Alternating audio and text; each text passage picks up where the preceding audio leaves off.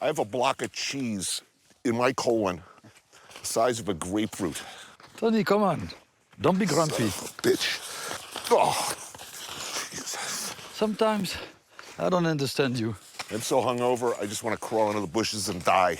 Seriously? No, I hate this. Are we there yet? No, the chalet is maybe like, I don't know, half hour? Oh. Okay. Oh. It's amazing. Worst episode ever. I took a walk through this beautiful world. Felt the cool rain on my shoulder. Found something good in this beautiful world. I felt the rain getting colder. Sha-la-la-la-la, sha-la-la-la-la, sha-la-la-la-la, sha-la-la-la-la.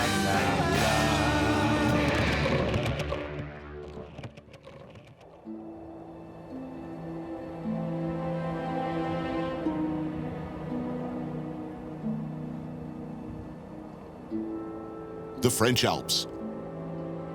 Lovely Italians on one side, but the terrifying Swiss on the other. They're close. Too close for me. A man with an erotic childhood fear of Alpine vistas, yodeling, even cheese with holes in it. But my friend Eric requires payback. I have in recent adventures with him been unkind. He grew up in mountains like this. He's an expert skier. This is like home to him. So I thought it was only fair that he get a chance at payback. I am not a graceful skier, but I am an enthusiastic one. And that's what you come here for in winter and early spring. Some of the best slopes on Earth. Also cheese, apparently. Lots of cheese. Just take your size. Yes. Okay. Mayonnaise, push in the front. What do you think? Yeah, they feel good. That feels Good? good. Yeah. You learned to ski in what? In the Pyrenees, right? Yeah. I learned to ski in New Jersey. It's the same. Yes. That's what I always said. You thought you were going to the moon or what? Hey, warm feet are important. Nothing is more demoralizing than cold, wet feet. You'll be bitching in those things. Yeah, No, man. You'll look cool. This is gonna be like sponges. You wish me bad luck. No, I don't. I just think you should have proper footwear, man. Prior preparation prevents piss-poor performance.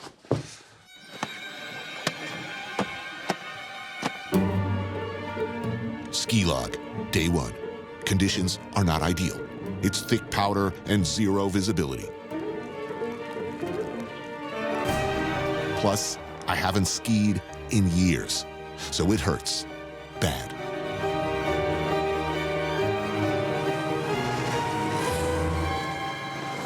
But God bless the French, they can't go too long, not even down a mountain, without eating well. I gotta tell you, I'm not impressed with my performance on that hill. I was dying. Today is challenging. I mean, look, it's about 3 feet of fresh snow. The visibility was okay, barely okay. A year ago at this time, I was a killing machine. Now I was like, I was seeing stars. I mean, Oh, it's the altitude.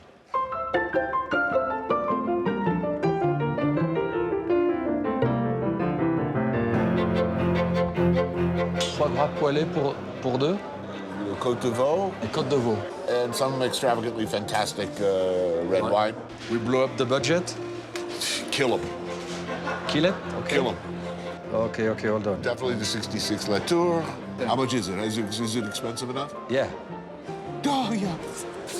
they're gonna love you. We deserve it.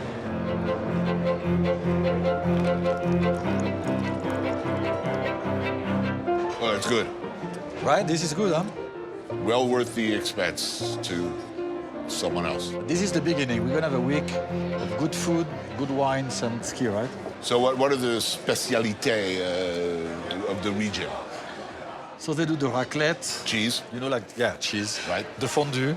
That's cheese. tartiflette. That's cheese. Yeah. I don't know. Oh, that's not bad. I like cheese. I like stews. They make a lot of stews too. Yeah. Of what animals? Mostly beef. Yeah? Yeah. A lot of cows up here? Yeah. I like cows. To eat. Yeah, to eat, of course. Not much like them personally. Where I learned to ski, we're lucky to get lukewarm chicken fingers and a Bud Light at the lodge. Here, we start with pan-seared foie gras. Wow. That's fancy, huh? All right. I mean, why do you eat that on a ski slope? Seriously. For the main, a loin of veal gently seared and pan-roasted, joined by a wild mushroom sauce and a pretty little medley of vegetables. Whoa. Looking good. Woohoo. How is it? It's really good. It's also, I just wanted you to know, this humanely raised veal, free range, died in its sleep. I disagree with that, but I will eat it. I'm just trying to make you feel better about the world. I'm all over the cheese course like a one-man army. Tome de chèvre, tome de Savoie au piment, fromage de chèvre frais, et crème de reine. That's from like a cow. Everybody has blood on their hands, Eric, everybody. I do too. Right, we all do. I do too. The clothes we wear, the air we breathe, everything we do is built on the backs of suffering people and dying animals. I agree. We wallow in blood.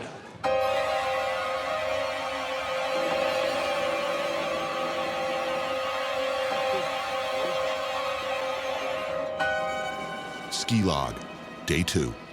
Yesterday, Chef Repair showed no mercy on the mountain. Today, conditions are more to my liking. A small wager might have been made. Loser might have to eat at Johnny Rockets. Today, it is on. Ready? Yeah. 1, 2, 3.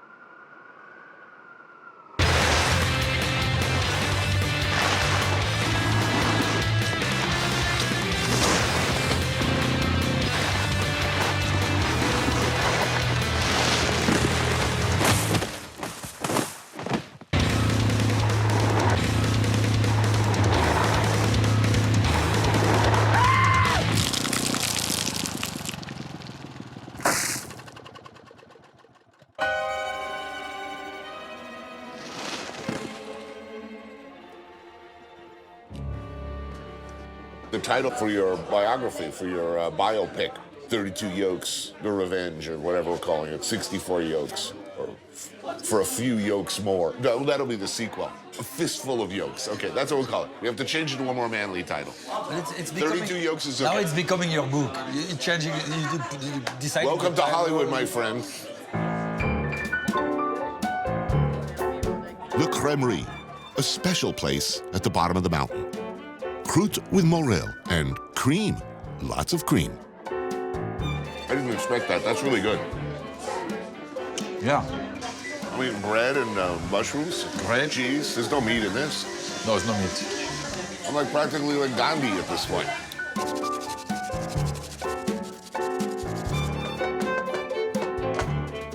I'm not drastic. I'm not saying don't eat meat, become a vegan. I'm saying let's eat less meat. You just think it's better for the planet?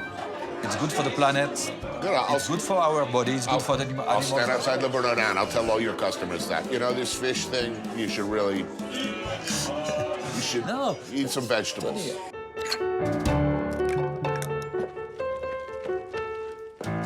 Bovine flatulence is a major source of carbon dioxide. Yes. It's the biggest one in the world. No, not the biggest one in the world. Yes, it is. Bovine flatulence? Yes. Bigger than cars, bigger than anything else. See, this is why we should eat meat. We're saving the planet. We're going to kill these things. They're ripping a hole in the ozone layer. Listen, it stinks. You are a lost case. J'espère que vous avez encore faim parce que la suite. Ah oui, c'est sérieux? C'est sérieux. She said she hopes you're very hungry because what's coming, it's serious. Farcon. I think that means cannonball of goodness in French because it's a big, heavy, albeit thoroughly delicious loaf of potato, bacon, dried fruit, and cream, slowly steamed in a bain-marie. This meal is a foreshadowing of the kind of light spa food that will become a regular feature of our time in the Alps. Whoa.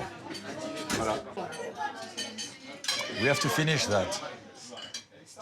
It's like a volcano. Christ, look at this. You can put dry apricots or plums as well. So it's a bit sweet and salty. Good. It's very good. It's really good. You put that on man versus food, food wins. Can Eric Ribert eat the entire Farcon in 1 hour? If you could save the world, could you eat that? No, if you can save a puppy, could you eat that? To save a puppy? Yeah. The whole thing. You'd eat the whole thing to save a puppy? Yeah. Give me a puppy. Vous êtes passé dans ma rue, chevauchant votre deux roues. En moins d'une seconde, vous avez disparu. Oui, peu ou prou. Ah, nature. The rustic charms of the farm. Proximity to one's ingredients. The smell of fresh grass, manure, livestock. I love it. No, actually, that's Eric. I didn't mean to be presumptuous, but last night after dinner, I went back to my room and I whipped up a little pâté for us. Yes, of course. I thought the croûtes came out pretty well, don't you think? Yeah. I mean, not bad for a little microwave in my room. Because I know you're a man of expensive tastes. I foraged for truffles this morning. I rented a truffle-seeking pig. I managed to dig this guy up. It's pretty nice. You want to do the honors? Yeah. Wow, look at that knife work. You should be a chef. A nice cheese selection from this very farm.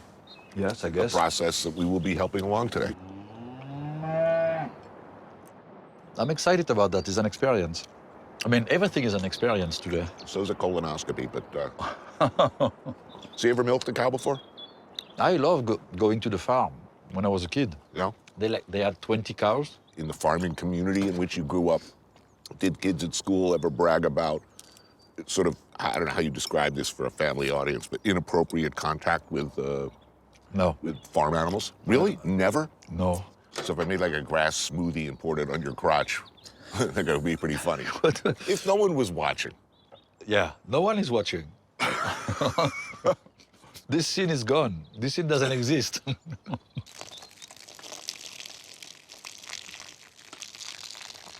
Don't do that while I'm milking you, man. She's like... Now, the milking thing, I have some concerns. I'm afraid. Are you? I'm a little afraid. I think they sense that my Jersey roots as opposed to, your country ass, They know you, they recognize you as one of theirs. Ben alors, Didine, hein? You don't like Tony, huh? Don't let him do it. Kick him in the balls.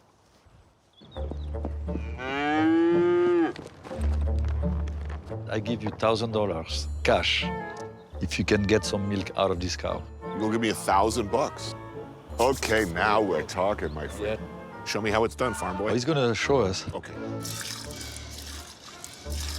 Okay, I can do that. You see how he does? I think so.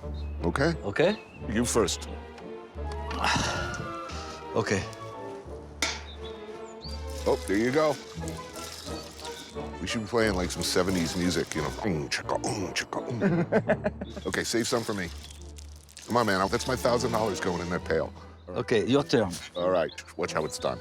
Yeah, cheese up top. Go ahead. Okay. Oh, it's soft.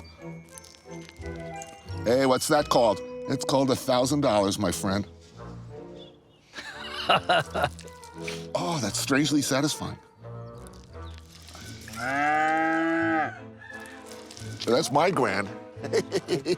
I feel like a champion, You don't want to do a goat, huh? so to speak. I mean, yes. I think we learned something here today. Yeah, do it quickly.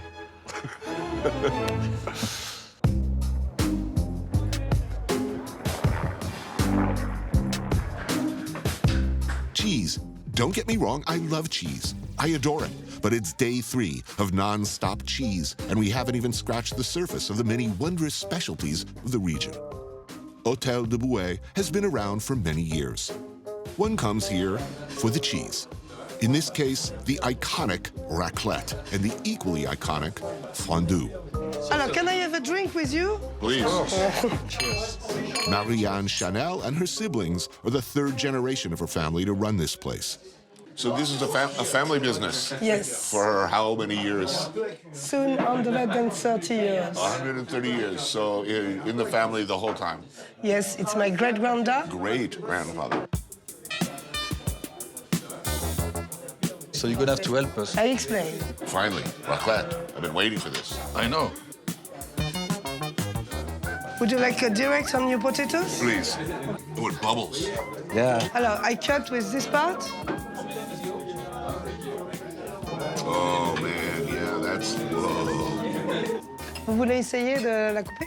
Yeah, man, go for it. You want to try? No, go for it, big boy. All right, Il faut here que we tu go. recules ça, ici, comme ça. Je te laisse faire, hein, je le laisse faire. Okay. Ah, il faut y aller vraiment, vraiment, vraiment, vraiment. I think, no. Is there a future for him in the restaurant business? I'm not so sure. Normal humans do not usually follow multiple wads of oozing cheese melted over potatoes with a molten pot of more cheese. So, you excited? Finally, your fondue? Yeah. But we are no ordinary men. We are titans. We are centurions of dairy products. C'est de la fondue. Let's do the fondue. Do some 8 slowly. Figure 8. 8 on the bottom. You touch the bottom. But not you turn like this. Yes, yes, yes. Oh, man, that's good. It's what I said. When you do that to the end of the fondue, Right. the fondue is perfect. You know, you should know, he bet me $1,000 today that I could not milk a cow. And you do? I did. Yeah. Victory. Look, I know what to do with a cow. I know what you do. You're gonna. You put it in your fridge. Exactly. Right. L'œuf, le sucre, le schnapps et un pichet de blanc. How can you do it? Can I do what? I mean, to be surrounded by this much great cheese, Well, we ate about a pound of cheese each. you're going to have a big cannonball of crap lodged up your butt like a baby head. The size of a freaking baby head. You will understand the agony of delivery. We are not leaving this table. Well, we are, because there's a bunch of drunk, horny mountaineers coming in later. Oh, we're gonna party with them happily. No, because I believe there might be yodeling involved.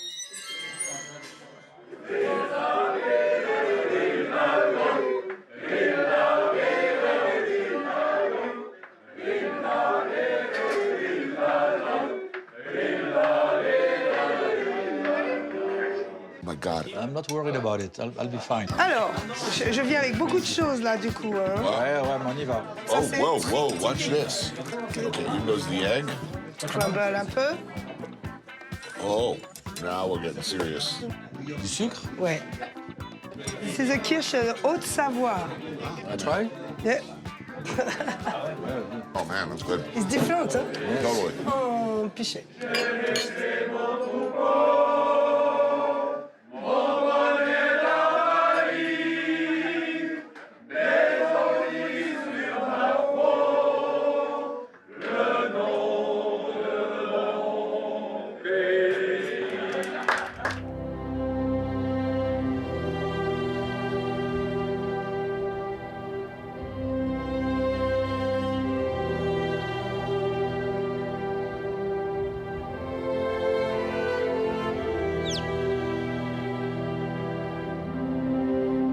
Holy Christ. What? Oh. It's flat. We haven't started yet. Why do people do this? You do that to stay in shape, to enjoy nature. This is not a sport. That's a sport, man. This is a death sentence. We came from New York. Look at the difference. It's so peaceful. You gonna go do this in Central Park? Yeah, you can do that Snows. in Central Park. Yeah, But why would you? for fun. This is for fun. We're doing that for fun, Tony.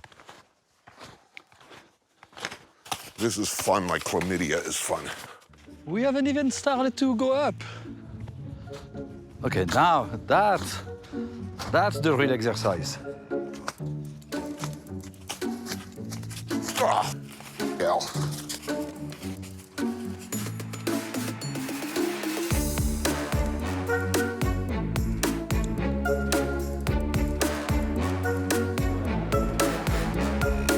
Every chef needs a mentor. In the life and career of Eric Ripert, it was Maurice Grillet who filled that role, who took a young, fresh-faced cook from the mean streets of Antibes and turned him into the hardened professional he is today. Et on voudrait du filet, on va faire des steaks au poivre. C'est bon aussi, hein? Il y a de la tome de chèvre qui a l'air pas mal, là. Tu as encore un saucisson? On mange pas ce soir.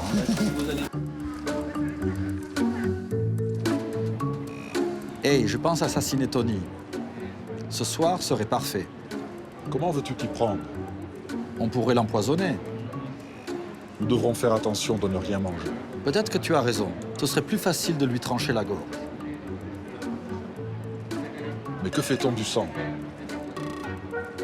On installe des sacs en plastique avant de l'égorger.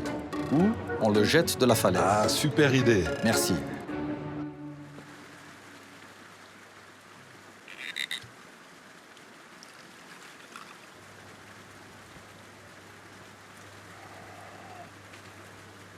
Breakfast.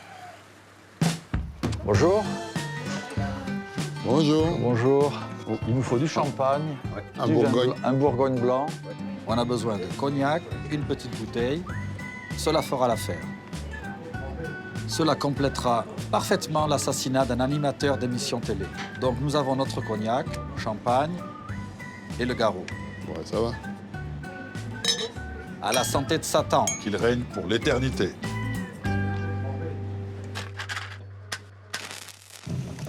They said they'd cook lunch, which sounded like a sweet deal considering what's on the menu.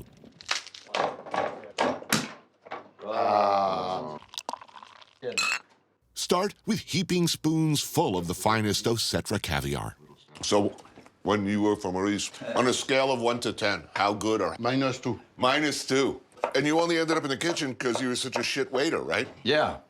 No, but I wanted to be in the kitchen. After graduation, I was in Paris with my suitcase. I was 17 years old. And then I see that guy. Maybe some asparagus, upon which one nestles a poached egg, a freshly frothed sabayon, and an obscenely generous pile of black truffle shavings. I like a lot of sabayon. Egg on egg, man, nothing beats it. It's ridiculous. I don't know why people mistake me for you. Because they see us on TV together, we both have the white hair, and people can say, oh, I love your restaurant, it's so good, La Bernardine. La Bernardine, I love your restaurant, it's great, the fish, it's wonderful. You know what I always say? No, I always say, you know, can you believe all our fish is frozen? No, he does. He's not joking.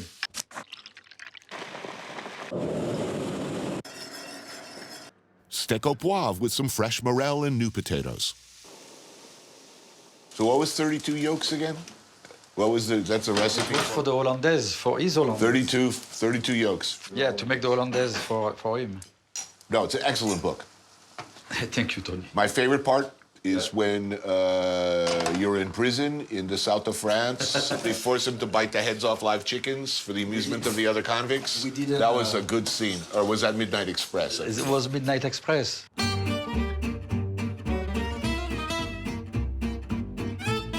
How many years did you guys work together?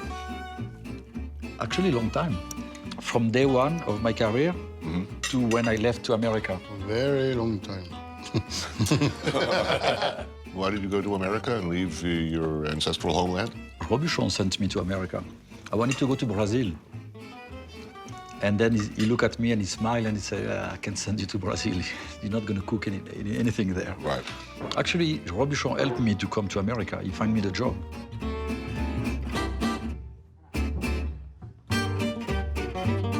Yeah, what would you have been if you'd failed as a aspiring chef? What was your fallback position? I wanted to be a forest ranger. Forest ranger? Yeah. Why? You like nature or something? Yeah. What was it, the uniform? You like the uniform? No, the shorts, they get shorts and a little hat like Smokey the Bear.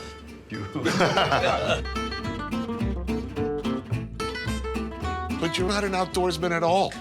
You don't fish? No, because I don't want to catch fish. We'll leave that where it is. Yeah. You probably killed more fish over the telephone than... A good fisherman. They are dead already. No, they killed them for you. Don't say that. Ah non, non, ça va. You're like Scarface. Don't say that or I give you a lot of salad.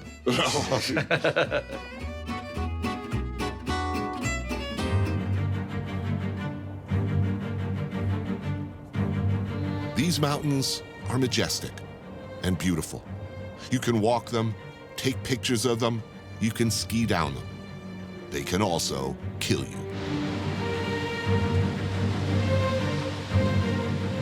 So when shit gets bad and you find yourself a tangle of busted bones and torn flesh, having slid off a lonely high-altitude piste, it's people like Laurent Langoisseur of La Compagnie du Mont Blanc who come and save you.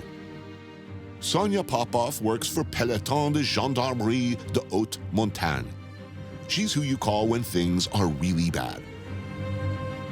This was Eric's life dream as a young man, to be a park ranger in the Alps or in the mountains. This is what he wanted to do as a young man. I wanted to be you. Let's face it, your career as a chef is coming to an end. You just turned 52. Is it too late for him to start?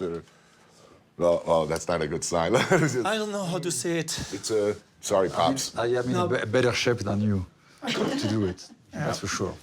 Yeah. And I don't want to be mean. Yes, I'm not doing it.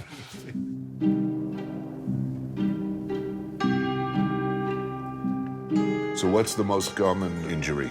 So a lot of knee and shoulders, dislocated shoulders. Head injuries? Concussion? Concussion? Yes. I mean, I notice, you know, there's a bar here. I mean, how stupid do people get on a mountain? You would be very surprised. We see people not trained, not well equipped, following like ski tracks that get them to crevasses, glaciers, crags. Right. So if he drinks 2 bottles of Genepi and he goes off-piste and falls into a crevasse, dislocates his shoulder, breaks his knee, and Why me? And has a concussion. It's a hypothetical question. Okay. So, okay, hypothermia is setting in. Your ACL and your meniscus are both completely shredded. Oh. And you're all messed up from a concussion. What is the thing I should do? Should I ski to the bottom and talk to someone? I call my cell phone? First, I call the production company and tell them we need somebody else for the rest of the show. He's such a nice guy. To answer the question, there is something today we use more and more on the people's cell phones. Oh, find my phone. Oh, I don't know. Find my corpse. Phone. Just ask the people, okay, go back to your phone. Yeah. And there's a GPS inside it, and it tells us exactly where to find you. Avalanches happen here, frequently. Laurent and his rescue squads are here to prevent them before they occur, if possible, and if not, to find you and dig you out. Allow us to demonstrate. We bury our local contact Bullet under the snow. Search dogs, hopefully, will find him before he becomes a corpsicle, and our production insurance becomes unsustainably expensive.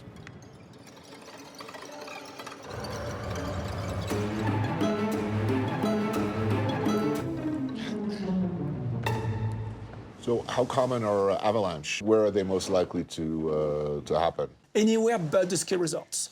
Most of the avalanches that kills people is not into a ski resort, it's outside the boundaries. Well, now, here's a question. Oh, great. So Eric comes back after he's recovered from his injuries, and he decides to go mountain climbing. And he gets drunk again. If something happened to me, you're gonna remember, I tell you that. And he climbs the mountain, and he gets buried in the avalanche, and he's buried in the snow. What happens then? Or do you just say, Find my see you in the summer? Find my phone again. No. Well, first you have to find the location, the whole location, and then we have a transceiver locator, like this one, which is an example. Like that. Yes. And when you are caught in an avalanche, They look the for it. rescue team, ski patrol, will come with the same one, and then they can find the signal. And then they start digging. How long can you live under this Can't snow system, if can't it's not... You have 3 minutes. 3 minutes 3 for... minutes if you can breathe. Right. But sometimes you have a little place for A breathing. little room? Yes, and you can survive half an hour, 1 hour. So I shouldn't give up too soon. Yes.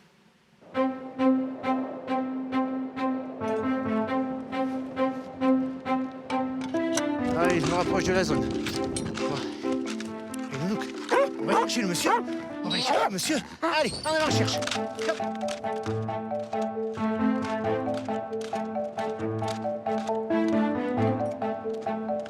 Et donc le chien est déjà fixé sur la victime. Avance pas trop pour éviter de perturber le toutou. Qu'est-ce qu'il y a là, Nounouk? Il y a quelque chose? Hein? Qu'est-ce que t'as trouvé, mamie? Il y a un monsieur? Hein? Qu'est-ce qu'il y a là? Ouh là là, qu'est-ce qu'il a trouvé, Nounouk? Allez, on gratte, on gratte, on gratte. Allez, gamin, on gratte. Allez, loulou, allez, allez, allez. Il faut gratter, loulou. Allez, allez, allez, gratte, gratte, gratte. Allez, mon loulou. Oui, ça c'est beau, loulou, ça. Beau titoune, ça, ouais. Ça c'est beau, mon gamin. Ça va? Tu peux peut-être sortir? Attends, bouge pas, attends. Beau travail, il a trouvé le monsieur. Il a trouvé le monsieur. La rapidité d'intervention. On a en gros 20 minutes pour intervenir. Au-delà des 20 minutes, les chances de survie de la victime décroissent énormément. Bon, la victime est indemne, donc ça va, on peut la sortir comme ça. S'il y avait une traumatologie un peu plus importante, il aurait fallu la médicaliser un peu plus correctement. Oh, ça c'est beau, ça, oui. Oh, que ça c'est beau, Titi, ça. Oh, il a trouvé le monsieur. So why did you choose such a dangerous and difficult area of medicine? I mean, you could have a nice practice in Paris, people have headaches. It's difficult to explain.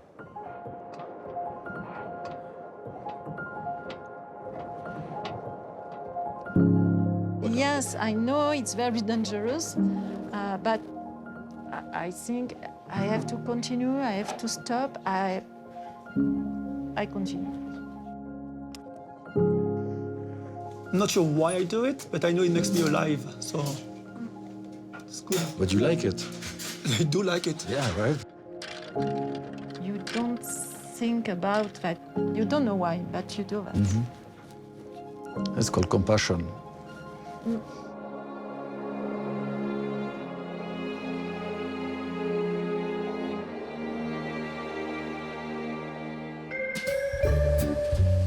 La France. I love it, and God knows I love the cheese here. But a brief respite is needed from the torrent of dairy products. Perhaps I thought a short hop across the border to Italy would be a good idea. I want pasta. Maison Rosset has a long and storied history here in the Aosta Valley. Our host, Jean-Marie Christie, grew up in the region. I love it here. I'm so happy to be in Italy. I feel a little treacherous to deny my own roots because I have zero Italian heritage, as far as I know, zero. But I just love this lifestyle, this food. It's just great. Well, cheers. All right. Cheers, guys. To Italy. Santé.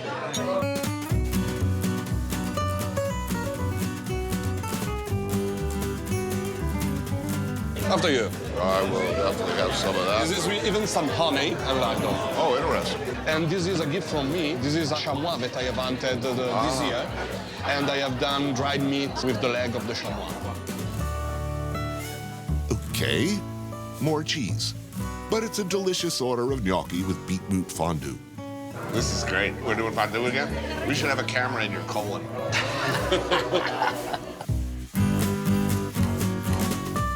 Ravioli with tomato sauce. I know you were excited about it, right? Okay. So you like pasta? Oh, I love it. He has been whining for a week. A creamy polenta with braised beef. Okay.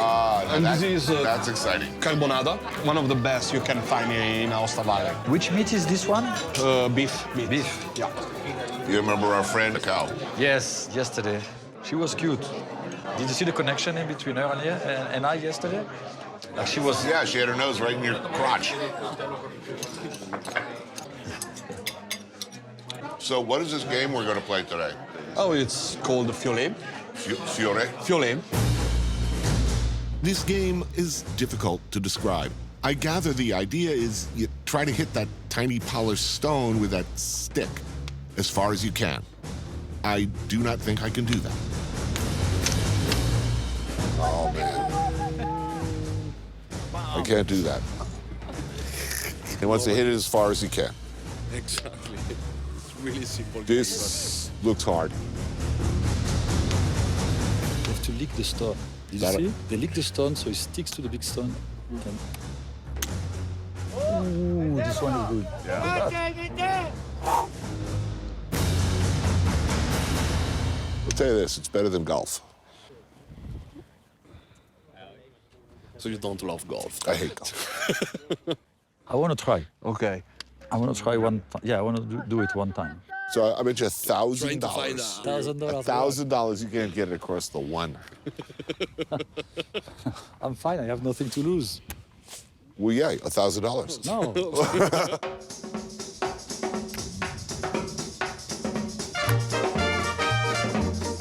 Now you're out, man. No, 3 times.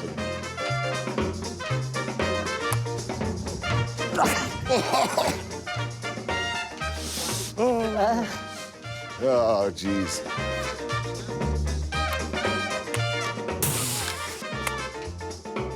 No, it's like watching a monkey try to like work a typewriter. Look, I don't know even why you'd even. Silent, please.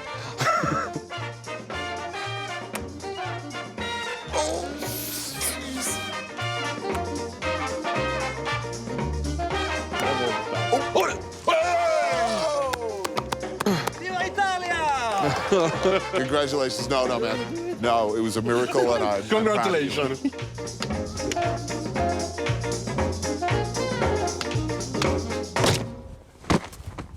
I think that's called a foul ball.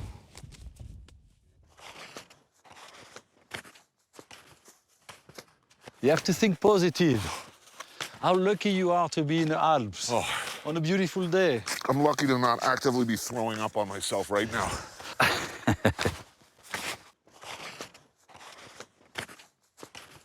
You know, you have to enjoy little things in life, right? I do. I mean, this is a special moment. I do. I will enjoy the minute I don't have to do this anymore. Oh, come on, man.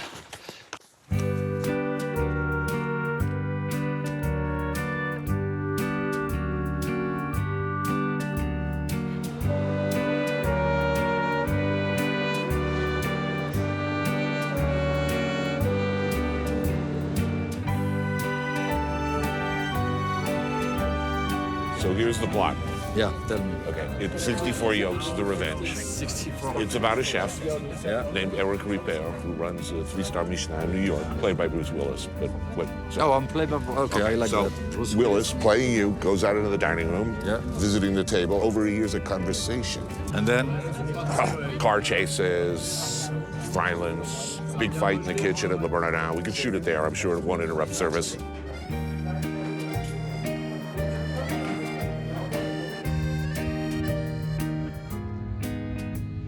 Holy cow.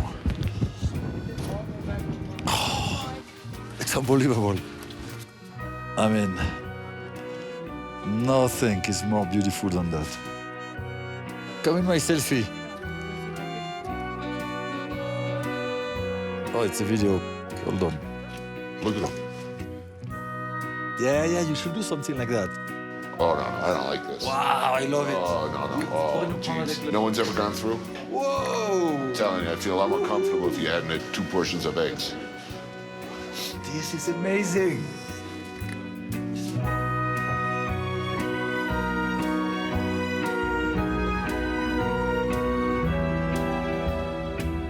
When you kill people in the film, you always have like some little catchphrase to do with food. Like, bang, chef, please, or how'd you like your dessert? You gotta start practicing. You gotta take your sunglasses off like David Caruso. You gotta go, dinner is served. I go like that? Yeah, gotta put it over, take them off, take them off. Okay. Dinner I look at the is camera? served. Yeah. No, you gotta look, say, pretend I'm bleeding out on the ground. Okay, fine. Okay. You have to put them off and then on. Yeah. Dinner is served. Dinner is served.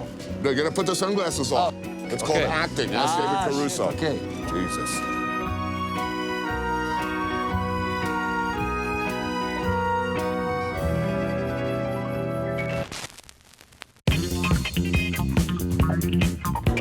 In a world where the price of dinner could be your life,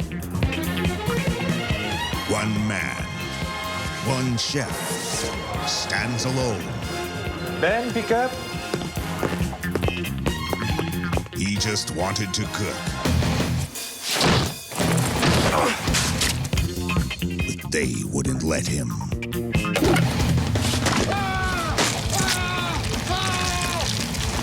Eric Repair is back in his own hill-raising, bone-crushing, ass-kicking true story.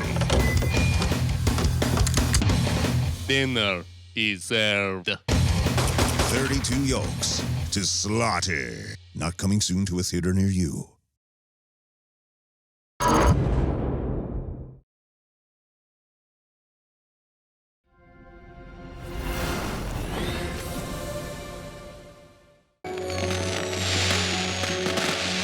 This is the story of one man, one chef, and a city. Also, it's about France and a lot of other chefs, and a culinary tradition that grew up to change the world of gastronomy. It's about a family tree, about the trunk from which many branches grew.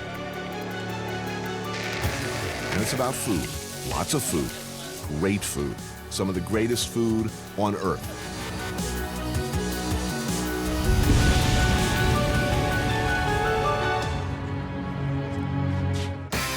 I took a walk through this beautiful world, felt the cool rain on my shoulder, found something good in this beautiful world.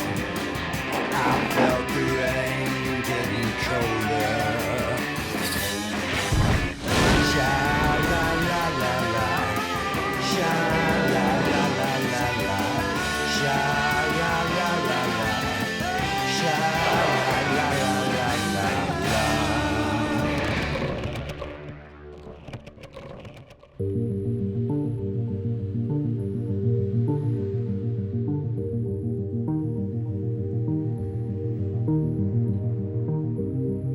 What is it exactly about this place? Over the past century, the system here, the tradition, whatever it is that took hold here, churned out a tremendous number of the world's most important chefs. Point, Chapelle, Trois Gros, Bocuse, and as importantly, influenced nearly all the rest of them. Why Lyon? Why is this such a gastronomic capital, though? I mean, why Bocuse here? Why Trois Gros here? Why all of these great chefs? Because Lyon it's really positioned between the north and the south. Right. You are locked in between Burgundy and Rhone. Lyon, it's the second largest city in France, situated in the southeast of the country, midway between the Alps in the east and the Mediterranean to the south. This was also a bottleneck when cars became the mode of transportation. It goes right to the heart of the idea of the Michelin, driving the destination on the way to the... Completely. Out of that system came chefs like this guy, Daniel Boulud. Like Prince or Madonna, he needs really only one name. In New York or anywhere in the chef world, Daniel. The name of his 3-star eponymous restaurant in Manhattan. One of many in an empire that stretches from London to Singapore. He came from here, a farm outside the city of Lyon, through the city's great kitchens to Le Cirque in New York, then his flagship. So when did you start working with food? 14 years old, 1969. I started as an apprentice in Lyon. He started as so many French cooks of his time did, at the very bottom, as a 14-year-old apprentice in the restaurant Nandron. What was your first job in the kitchen? They used to call me the beaver because I was just washing everything all day. You know, they make you clean the vegetable, they make you carry all the boxes from the market. 14, you can't do that anymore, can you? I don't think you can make him work 12 hours a day. Right. And pay him maybe $1 a month, you know what I mean? That's, the good old days. Yeah, well. Why Lyon? Why here? Look at the fundamentals, the things the Lyonnais think of as birthrights. The right, for instance, to eat delicious cured pork in unimaginably delicious forms. The art of charcuterie, Lyonnais can't live without it. Look at this. Terrine, pâté, sausages, rillettes. It's an art that's revered here and widely enjoyed. Monsieur Renaud. Bonjour. Merci. Avec grand plaisir. Tony. Bonjour, monsieur. Tony, voilà. Tony. And few names garner more respect from aficionados of pig than Renaud. Alors, on a le saucisson à cuire, là, en ce moment. 20 tons of saucisson just inside this room. The holiday are coming, and they're going mad with the production of saucisson. Right. In a relentlessly cold room, pork shoulder, belly, and fatback are fed in batches through a vertical chopper. A sprinkling of seasoning and spices. Removed in large balls of finely but not too finely chopped meat. You do not want to get your hand caught in one of these things.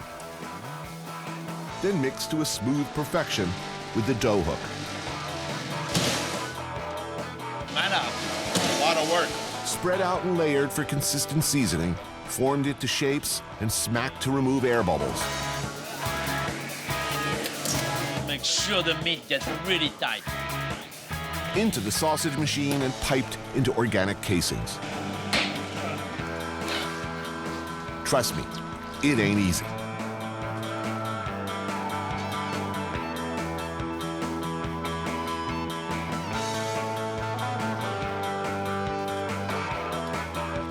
No, Tony. Very light touch. Let's see there, wise guy. Come on, let's see this.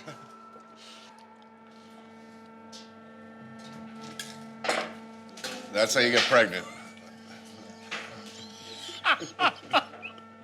It's all in the knee. Yeah. Just release at the end. It's a serious workplace, but with production nearly done, this being France and all, it's time for a snack and some wine. Doing what I'm good at, eating. This is the saucisson à cuire. This is so good. Là, le sabaudet. Le vrai sabaudet, c'est ça. Sabaudet, another of Lyon's most famous sausages, is made primarily from pig's head, with pork belly, pork shoulder, brandy, nutmeg, and allspice mixed in for flavor. This always cooked, served hot? Yeah. Oh, man, that's good. That's what we're gonna eat with my father. Oh, yeah? I'm gonna get some here of the skin. Saucisson de Lyon, le vrai saucisson de Lyon. Voilà, peut-être un peu trop. Who knows he does really good work. He knows how good his stuff is, you know? Cheers. Ah, nice. It's a beautiful day in Lyon. Yeah.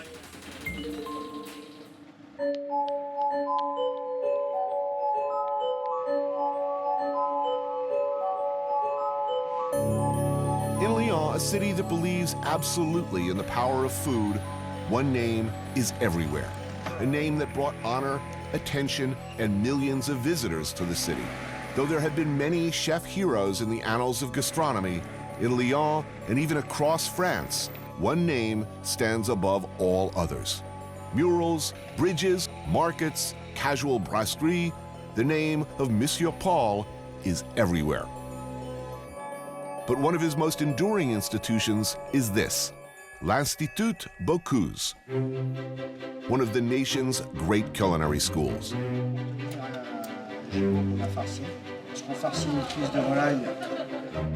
Now, just to give you an idea of the standards here, the kind of traditional dishes, baseline, old school fundamentals you're expected to master before you move on to becoming a creative genius all your own,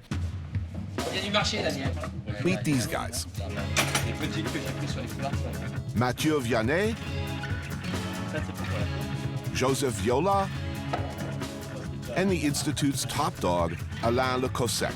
chefs and MOFs all, otherwise known as muffs. Pretty much pay your flight home private. Master chefs. Every 4 years, they have this MOF competition. MOF is... Meilleur ouvrier de France. The master craftsmen of France. There's about 30 disciplines of craftsmen where you can acquire the MOF. See that red, white, and blue around their necks? That means they made it through the brutally, unreasonably rigorous competition that pits hundreds of top chefs against each other, where only a handful survive. So basically 4 or 5 every 4 years. Certified by the highest in the land as being at the very top of their professions. Muff challenges often include ultra old-school classics not unlike the one we're making today. Poulard en vessie. Thick slices of black truffle are slipped under the skin of a chicken from Bresse, the Rolls-Royce of chickens. It's then tied, slipped inside a pig's bladder, and steamed in court bouillon until tender. The idea is to concentrate the flavor of the truffle inside the bladder. The dish they choose, it's always in reference to a chef of the past. And this was a dish La Mère Brasier was doing. The at times brutal world of the Michelin star kitchen looks much of the time like a boys' club. But where did they come from? If we track back a bit to where it all began for Lyon and for many of the chefs whose names we now know and look up to, it all goes back to here. La Mère Brasier, the godmother, the original master, teacher, chef, force. 2 restaurants with 3 Michelin stars, an achievement no one, male or female, had ever attained, and for many years, Lyon's most famous chef.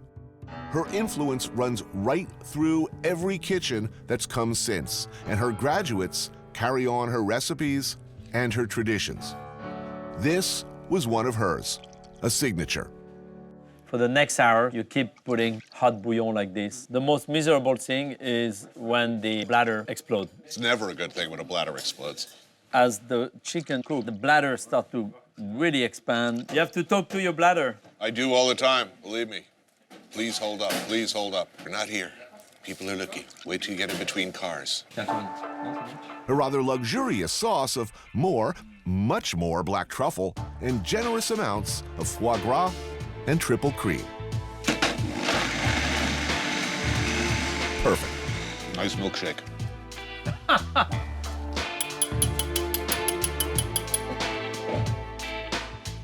Slightly pink around the legs, but cooked through, the flesh perfumed by the generous slices of truffle.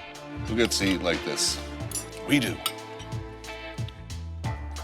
How is it, Tony? It is divine. You see the perfect balance in the sauce. If I was a chicken, that's the way I would like to end up.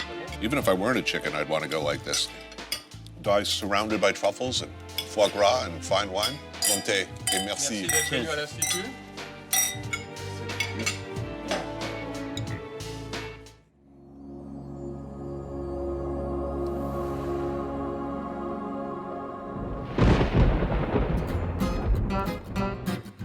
The roaring of a powerful engine, the screech of rubber, and off we go, kings of the road in our Citroën 2 Chevaux, 2 horsepower classic. No power steering, huh? No kidding. It's like a toy car. We're going back in time a bit, to the area where Danielle grew up, where life was very different from New York. Were you the misfit of the family? Rebellious or... I was quite rebellious. My parents were talking to me about the idea of taking over the farm. As the oldest son, that would have been the logical thing. Right, and but the farmer's life was not for you. No. He grew up in a true farm family. You milked the cows, tended the animals. Danielle claims he never even saw processed food until he was a teenager.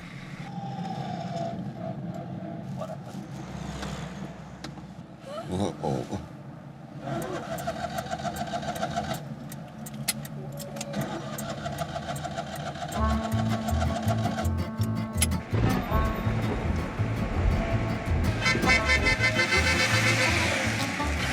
avec la voiture.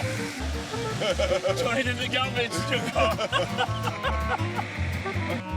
A brief respite by the side of the road, and some passers-by are apparently less appreciative of fine automobiles than we are. A short consultation with an automotive professional, and we're back on the road. Back, in this case, to school. This was Danielle's old elementary school in the nearby town of Saint-Pierre-de-Chandieu. I am automatically taken back to memories of my own school days. The smell of caustic pine cleaner, chalkboards, and fear. The cruel ministrations of tiny-eyed lunch ladies slopping can loads of prison chow into steam tables. Chipped beef, tuna noodle surprise, and powdered mashed potatoes that haunt my sense memories still.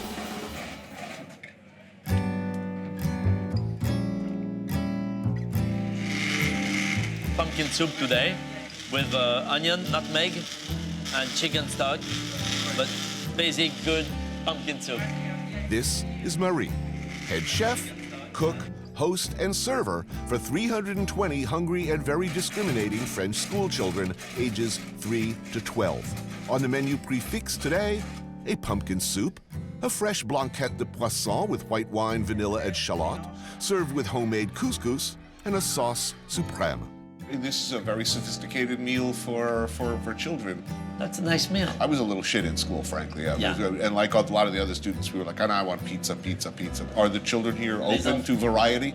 Oui, beaucoup. Enfin, ils aiment bien, ils mangent très bien. You want to make sure that they always get a little challenged by how the food looks, then the smell, and also the taste after. I think she has a very strict budget.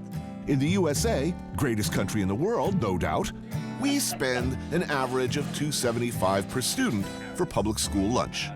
Compare and contrast. €1,05 maximum. $1.50. Did you eat this well when you were here? Absolutely. Je m'appelle Tony. Bonjour. Bonjour. Bonjour, Daniel. Ça va? The kids attack their food like hungry trenchermen, wiping out 3 servings in the time it takes me to eat 1. I guess they like it. It's good. Delicious. Well, yeah, this is good. I tell you, I don't think my chef in New York will do better. I love they cook with wine, too. You're going to jail for that in the States. Exactly, I'm making the sauce. Crap, these kids eat fast. But look how fast this kid eats. Turn your head, they'll eat your soup right out of your plate. My school lunchroom, you pushed up your tray just like in prison. Stop. Here. Move it along. Stop. Yeah, Move it along.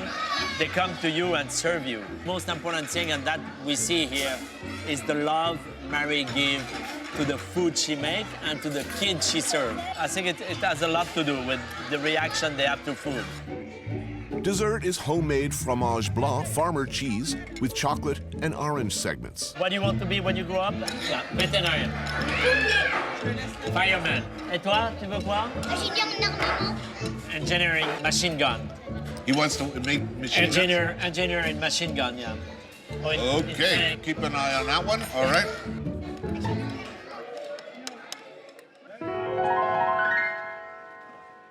For a dope fiend, feeding the monkey means finding and sticking with heroin. For one poor guy, it's this: French food, in particular, Lyonnais food. The cautionary tale of Bill Buford. Writer, editor, literary lion with a perfectly good job as fiction editor at the prestigious New Yorker magazine. At the undignified age of 53, he pretty much pulled up stakes, put his whole past life on hold, and defected to France to learn how to cook. What happened to you anyway, Buford? You used to have a good job. You hang out a couple of nights with Batali, and then next thing you know, you're living in France. It's true. And cooking. I discovered a whole world that the rest of the world didn't seem to know about. Just a very compressed, intense, lifelong learned expertise and knowledge of food. It's not the Food Network, and it's not glossy magazines, and it's not something you get from reading a recipe book. It's something you get by just going deep. And I was afraid of France because I knew if I took on the subject of French food, I'd have to go really deep. So we went, and we thought we'd stay for 6 months, and we stayed for 5 years. We meet at Bouchons Comptoir à Belle, A Bouchon is a uniquely Lyonnais institution, a casual, laid-back kind of a pub/bistro with a limited, usually old-school menu and always an unpretentious vibe. People come here to unwind, to relax, and to eat with abandon. So you say outright recently in one of your published works that Lyon is better than Paris. Lyon is a dark, tragic, beautiful, well-eating city, and everybody here knows that they have a really good life, and they don't give a flying fig if anybody else knows about it. They don't actually want visitors. If you were to pick one iconic dish to represent the Bouchons Lyonnais, it would have to be the quenelle de brochet, a not particularly fabulous river fish, pike, folded into a light dough like pâte choux until fluffy and airy but still rich, adrift in a rich, creamy, almost bisque-like Nantua sauce made with crayfish, creme fraiche, white wine, and a splash of brandy. Pretty amazing for really one of the world's less wonderful fish. It's kind of a nice mix of France and Italy. Cheers. Cheers, gentlemen. Good to see you. What a treat to meet together in Lyon.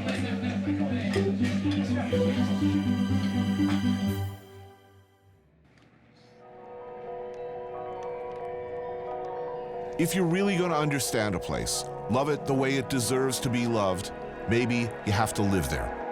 Bill Buford did just that and made Lyon his home. Today he's taking me somewhere only someone from the home team could be expected to know about. It's a beautiful day. The sky is blue. We're feeling the seasons changing, and we're about to go into a dark room, and you eat a very Lyonnaise menu, and you drink a vast quantity of Lyonnaise wine. And what sinister bodies will be in there? The only kind of people who would do this kind of thing on a bright, pretty day. It's a very male tradition. You work hard, you drink harder.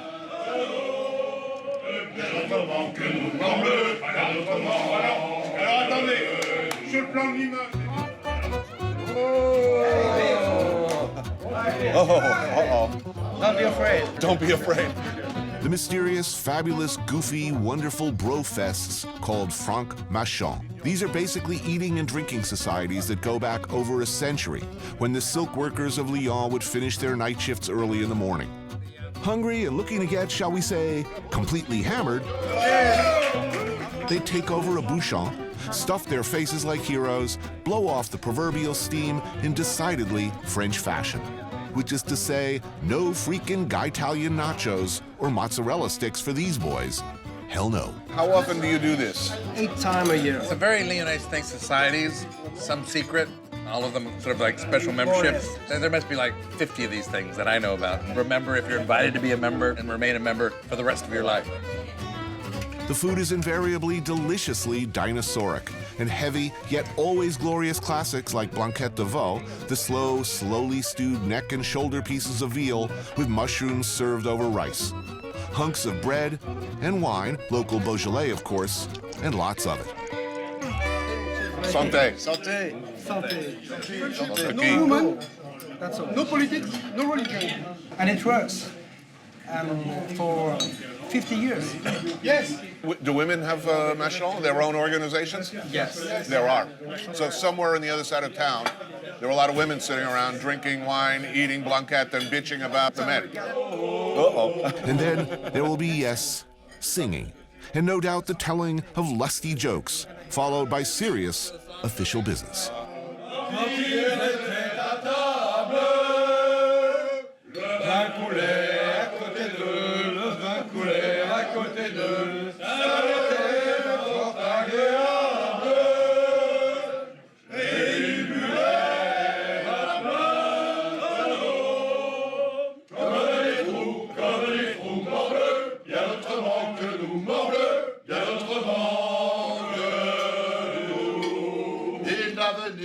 Buffet. Il n'avait ni riche buffet, ni verre de remise. Et il buvait comme les fous, mon bleu, bien autrement que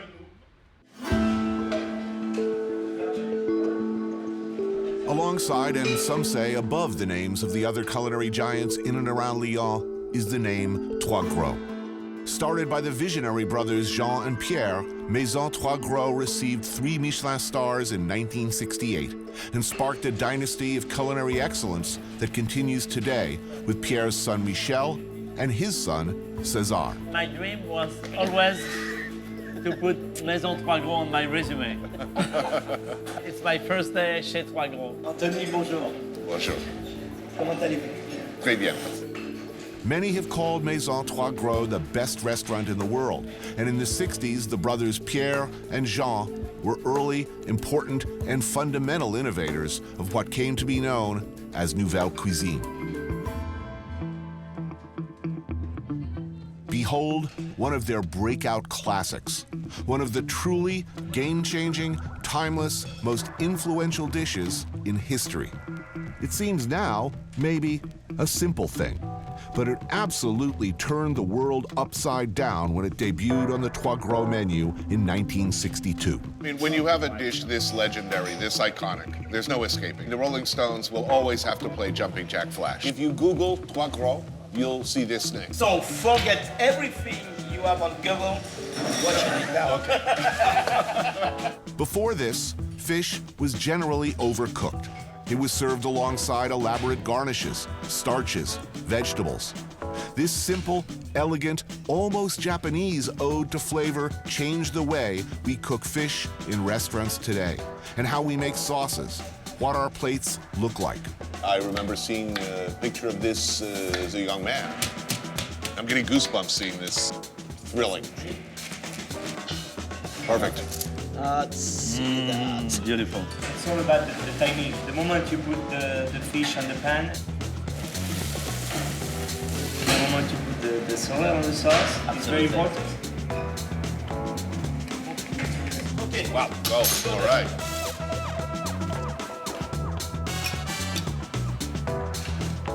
Then, from now to you in the dining room, it will take about 1 minute. Right. So, the 1 minute is the time to have it perfect. Because it's cooking all the way. Look at the cuisson. Oh, perfect. It's a perfect dish. Sinful and delicious. It's really one of the great ideas of the 20th century. Sensual. Sexy.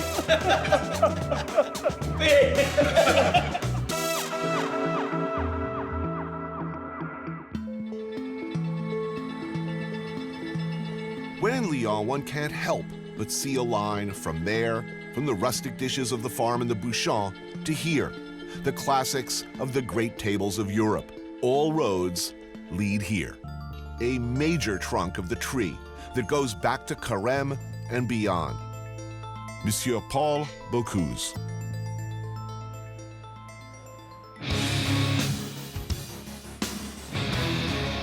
The Brigade.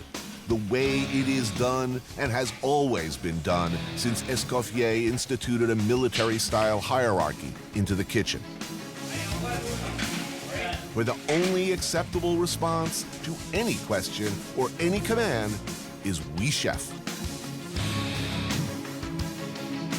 This is the Special Forces, the SAS of cooking. And these cooks live to avoid, under any circumstances, disappointing their comrades, the hierarchy, or Monsieur Paul. Danielle worked here, and so have many, many who have gone on to run their own celebrated kitchens. Hello, comment ça va? Vous allez bien? In the 70s, as a young wannabe cook, I managed to lay hands on a French copy of Paul Bocuse's classic cookbook, La Cuisine de Marseille. And I gaped with wonder at the photos, struggled to translate the descriptions of dishes so fantastic I was quite sure I'd never, ever in my life cook, much less eat.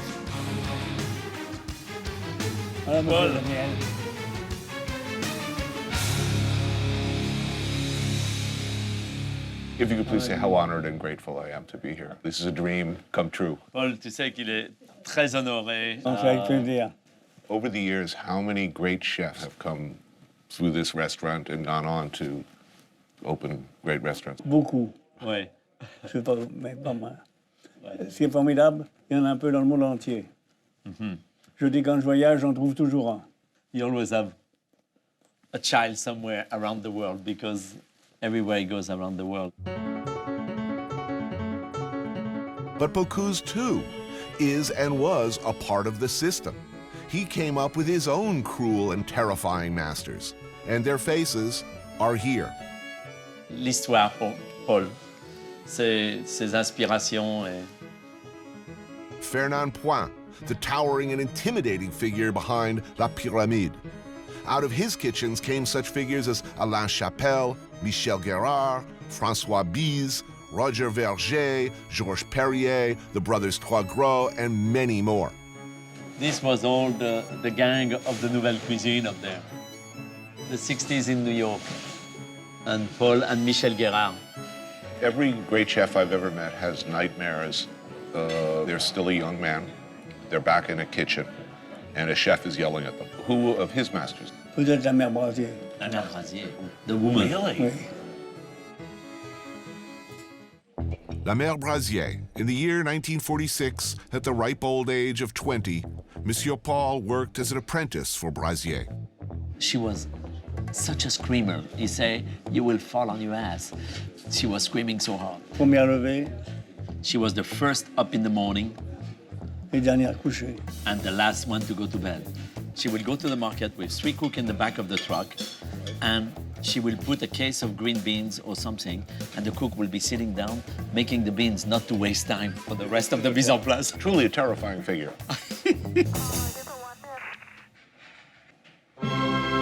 Truffle soup, Élysée. I can't tell you how many hours I stared at photos of this dish, how pathetically I tried to replicate it. Never, ever did I think I'd get to try it, much less like this. Loup en croûte feuilletée avec sauce choron. Sea bass with a tomato béarnaise sauce baked in a meticulously crafted millefeuille crust. This is a great moment. Ils ont que 3 caméras. Yeah, you only have 3 cameras? Or... The fish is filled with a delicate lobster mousse, chervil, and tarragon, then wrapped carefully in pastry. Notice, please, the careful and expert tableside carving and service. Nous, ça fait 50 ans qu'on fait les mêmes plats. He has been making the same thing for 50 years. Paul has an amazing respect for classic. A pot au feu, the peasant classic. Tony, get closer. You were totally sending me every one of those pictures, Yeah. by the way. Wow, look at that. This style of dish goes back long before cameras, but it's perfect. Is there a more perfect assortment of colors and textures? In this one, a somewhat more luxurious version. Beef shanks, flank steak, oxtail, veal shanks, chicken, marrow bones, beef ribs, leeks, carrots, turnips, fennel, and parsnips, all stewed long and at low temperature, then served with its own deeply rich broth. Think is enough for the 2 of us? And then this. Oh my God. Messieurs, le lièvre à la royale.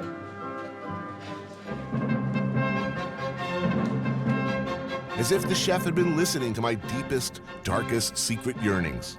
The legendary lièvre à la royale, an almost completely disappeared, incredibly difficult preparation of wild hare. The animal is first slowly cooked, then coated by a sauce of its own minced heart, liver, and lungs that has been thickened with its own blood. After more than 6 hours of preparation, the hare is served as the chef prefers, whole on the bone.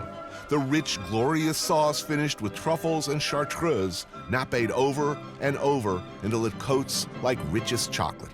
Absolutely the lost ark of the covenant of cuisine ancienne. Everything great about cooking is encapsulated in this dish. We will continue all over the world to make cuisine of Paul, many generations to come. Forever. I will never eat like this again in my life. Chef, merci. J'étais très heureux de vous recevoir. The meal of my life. Today, I was treated to the greatest hits of a glorious and fabled career. For the first and probably the last time, I sat next to the great man himself, and Danielle and I were served a menu that chefs will look back on in 100 years and smile at appreciatively, sentimentally, respectfully.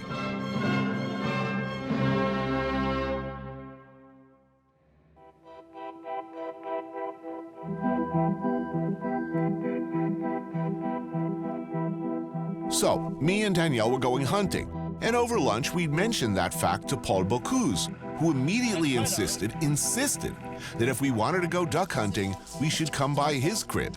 And so we find ourselves in the morning mist of Les Dômes, a rural area about a half hour outside Lyon. And sure enough, in spite of his 88 years and the fact that he's been less than well, 9 a.m. on the nose, there he is, sitting on top of his beloved John Deere with his faithful dog Festin ready to go. Nice, fresh morning. Yeah, I was just thinking, the smell is beautiful. That dog is happy. The great chef loves this place, and you can see why.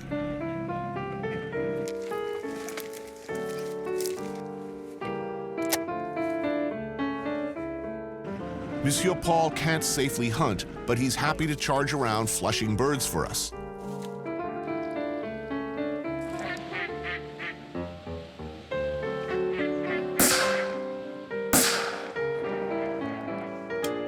Beautiful. Yeah, it is beautiful. I could do this all day.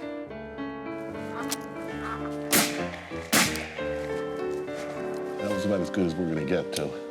You got Boulud too for wild boar. If you look long enough, you start hallucinating. You start hallucinating ducks where there aren't any. You see that one falling? Okay, not a moment to waste. Quickly, a second shot.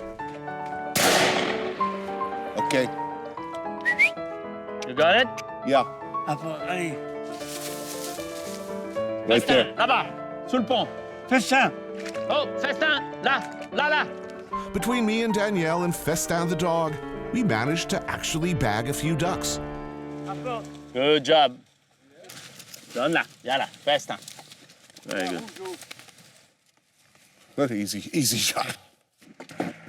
Then it's back to the lodge, clearly Bocuse's happy place, where we meet up with some hunting buddies of the great chef. You did a good job, no? Qu'est-ce que t'en penses, Tony? Success. Yeah, it's fantastic.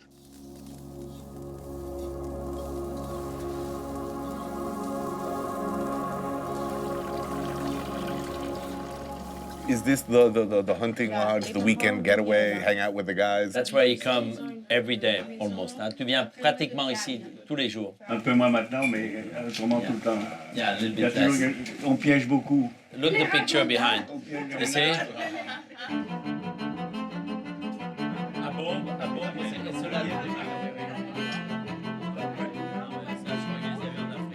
For tonight's meal, we pluck and roast some woodcocks over an open fire. Cook up some well-aged duck and pheasant. They made this at the auberge Paul Bocuse. It's a Swiss star mashed potato here. Is it predominantly butter or predominantly potato? Ooh. Do you have a head in there somewhere? Yes, of course. Yeah, no. That's perfect happiness right there.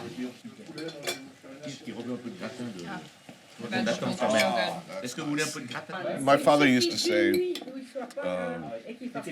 I am a man of simple needs. And I noticed that the chef is a nice fire, some birds. We can spend the whole week with Paul, and we'll be hunting, we'll be cooking, we'll be eating, drinking, and talking, and that's beautiful. Ah ouais, en plus. Life is good. It is for me a dream to spend this time with a legend. But I'm thrilled that Bocuse too seems genuinely delighted. Le rougeau. The duck you shot was a rougeau. You see, is the one behind you on the duck Yeah. In Lyon, all across France, he's Monsieur Paul. He's the great chef, a public figure, a hero, an institution, always treated with the greatest deference. Here it appears he's free to enjoy the simple things with friends and local farmers who talk to him like anybody else. It's a pretty damn magical thing to see.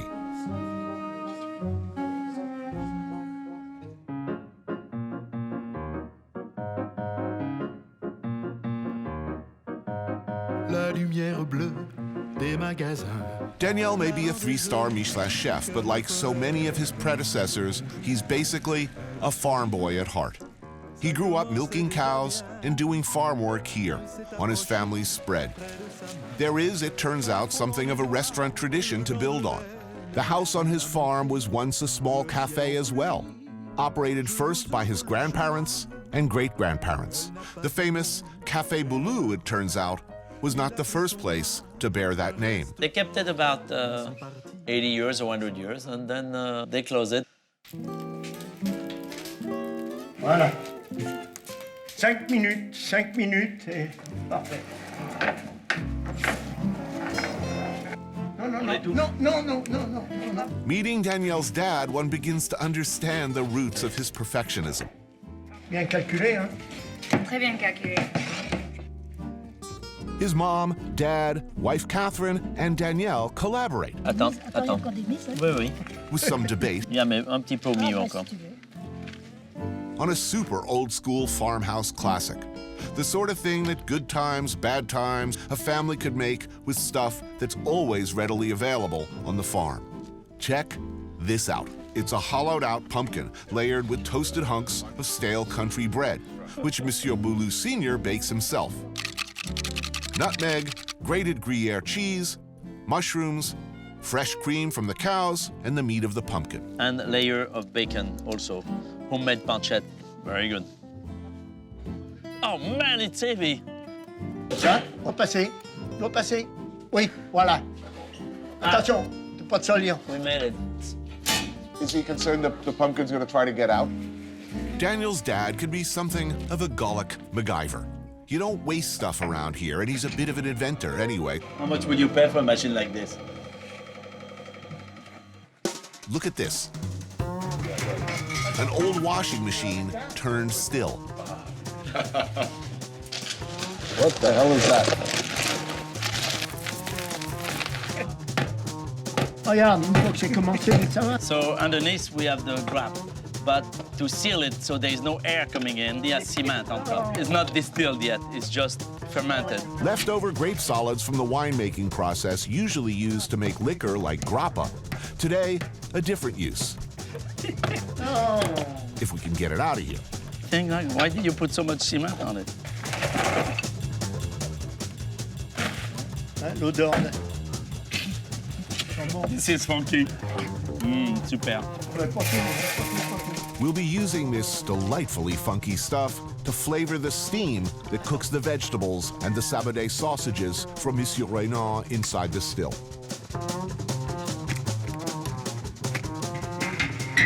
And we come back in an hour.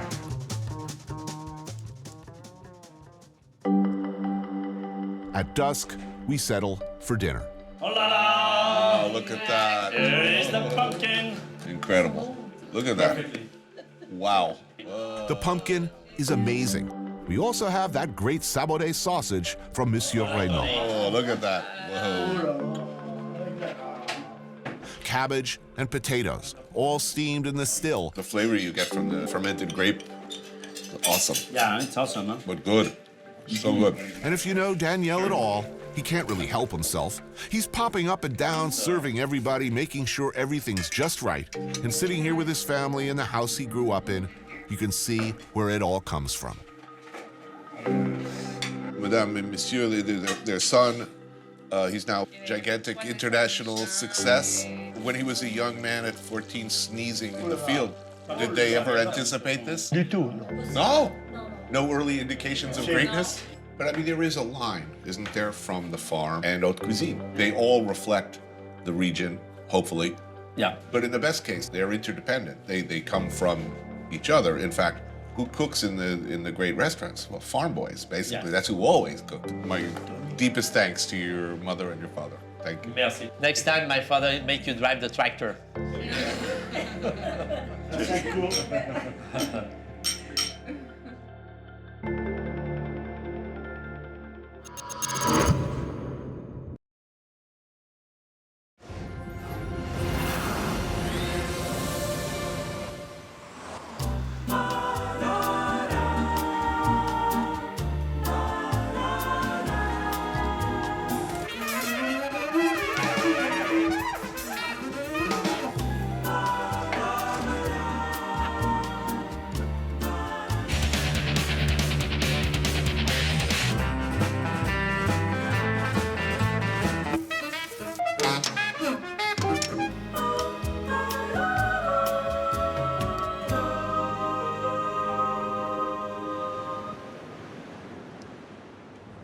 need a French coach.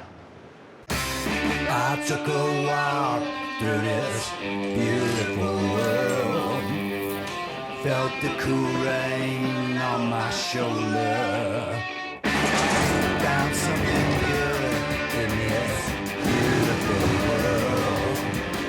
I felt the rain getting colder. Sha la la la la, sha la la la la la, sha la la la la, sha la la la la la.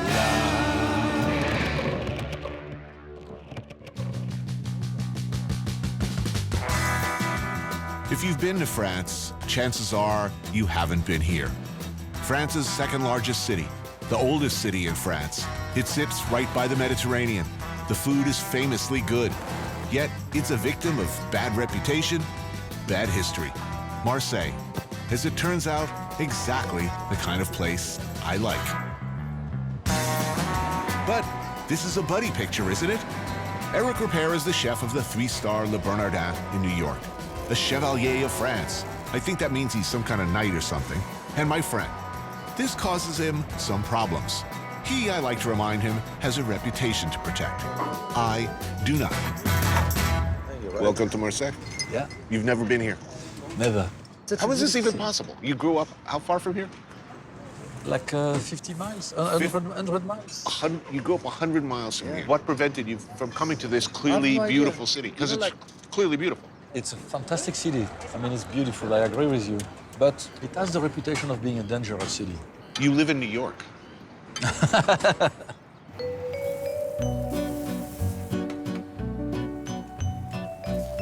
I should point out that every single Frenchman who have said, you know, I'm shooting in France, and they say, oh, really, where? And I say Marseille, their face drops immediately. They're like, oh. Why that? Because they think it's ugly? Do you know what they say? They say, this is not France. With a Z like that? This is not France.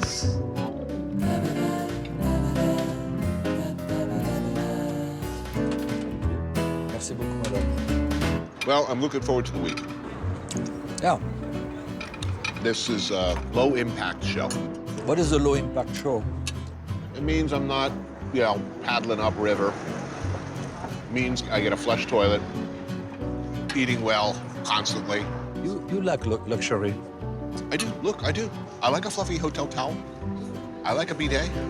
Look, I like warm jets of water squirting up my ass. I mean, who doesn't?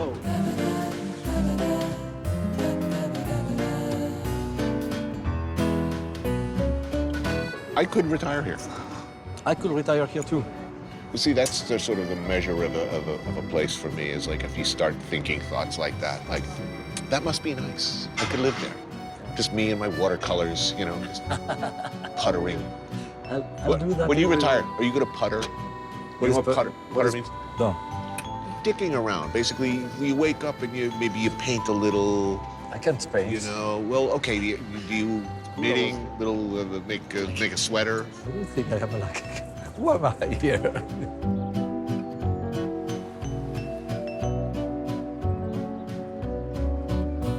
I will try to go fishing. I've never catch anything in my life. Do you actually fish? Do you know how to fish? Do you ever fish? I don't know how to fish. I'll show you how. All you need is a car battery and a couple of cables. Trust me, you get all the fish you want. Yeah, they come right up. You end up in jail, dude. Well, there's other ways. How do you say dynamite in French? Dynamite. Dynamite. See, yeah, I do speak French.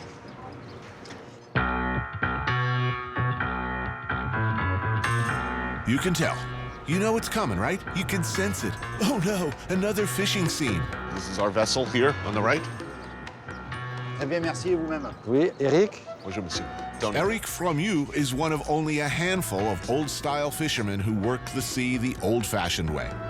Do you see yourself fishing? No. It's stressful to me. Right, I always think I'm gonna catch like my testicles or my ear with the hook. You know, I have a fear of fish hooks.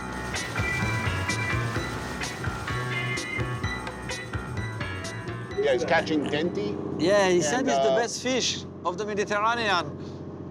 I have no idea what he's talking about. Well, hopefully we'll see. Well, hopefully we'll taste it. Well, he's supposed to deliver to Le Petit Nice. Oh, that's right. Eric works exclusively for this man, Gérald Paseda, the extremely demanding chef owner of Le Petit Nice, Marseille's only 3 Michelin star restaurant. I'm waiting for my fisherman, actually. It won't be long. It depends what the Mediterranean Sea will offer to us. So it's a long liner, Tony. And how long is the line? Well, he says he has about, today, 300 hooks. So he basically lays it out at night, comes back, and pick it up. pulls it in. Yeah. Maintenant, il faut virer tout le matériel. Combien il y a de pêcheurs à Marseille qui vivent comme vous? Dans ce travail-là? Dans ce travail comme ça, là, ouais. On reste 5. Wow!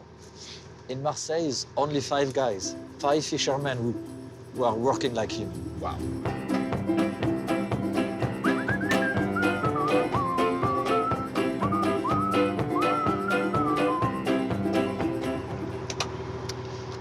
You know, he has 300 hooks.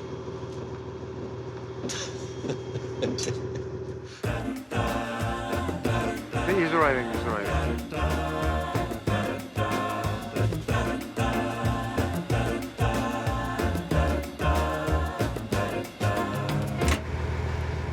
This must be the 12th fishing season. No, I must have done 20 fishing seasons in my life, and I think I had one good day out of all of them. Other than that, it's been one humiliating goat rodeo after another. Ordinarily, our typical fishing scene actually would be rougher than this.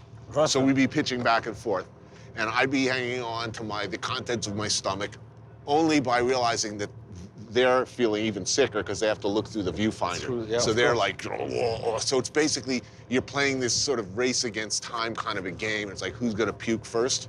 Yeah. It's always the camera dudes, though. Is it? No, generally it's a producer.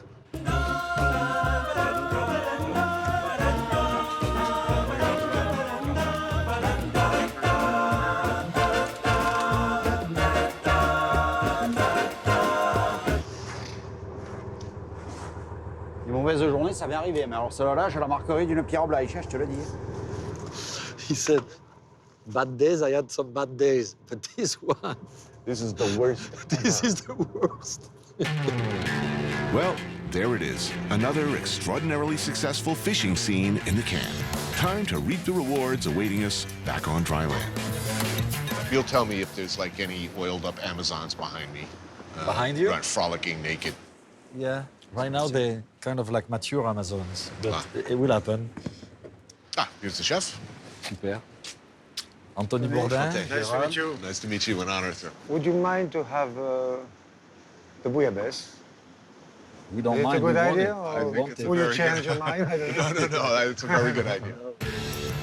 There's reinvented, deconstructed, and then, usually, there's the thing itself. Paseda's take on bouillabaisse, without a doubt, Marseille's most famous dish, is spread out over 4 courses. First, shellfish carpaccio of raw mussels and clams. Magnifique. Ça, c'est super, hein? And they're raw, of course, and they slice the mussels raw. That's crazy. Wow. When I decided to make this bouillabaisse, I had the inspiration when I was a child, on those rocks, you know, when I was with my knife opening the mussels, eating the mussels. In my cuisine, there is no cream, no butter. It's not traditional at all. It's just based on the fish. This is my way of thinking my cuisine here for myself. Slipper lobster, weaver, angler, and red gurnard. Lightly seared, then a touch in the oven. The future. Oh, whoa. Oh. This is just incredibly beautiful. It's so delicate and at the same time flavorful and powerful. Oh, this is insanely good. A broth so intense, it requires over 10 kilos of rock crabs and various bony, tasty little fishes to make just 1 kilo of brown, gloriously brown, magical liquid. Dorade and denti, steamed over seaweed water. Saffron potatoes, and then finally comes that magical brown broth. Oh. Wow. Ça, c'est sérieux. Ah, dorade. Saint-Pierre et ça. Simple, tu vois. Passe comme ça par direct, voilà. La soupe est bonne, hein? Tu vois? Oh, man. This is unbelievable, huh? You taste The entire fish you're eating, you know? And just when my brain threatens to short-circuit with pleasure, descending as if from heaven itself. Oh. Cheese. Oh, God, the cheese. Oh, yes. You know what, I gotta tell you, I don't care how many naked breasts are on that beach right now, because that is much more exciting. All right, look at it. It's beautiful. Yes? Oh, look at that. Oh, man. Oh, I love, j'adore ça. Wow. Cheese like this, that is just incredible. Merci bien. Oh, yes. Oh, yes. Oh, yes.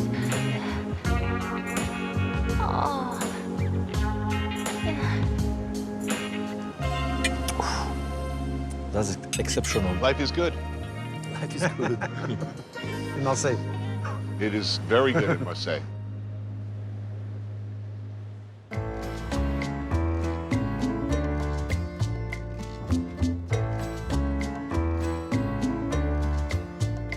Marseille was once the hub, the rough and tumble principal port for France's colonies such as Tunisia, Morocco, and Algeria.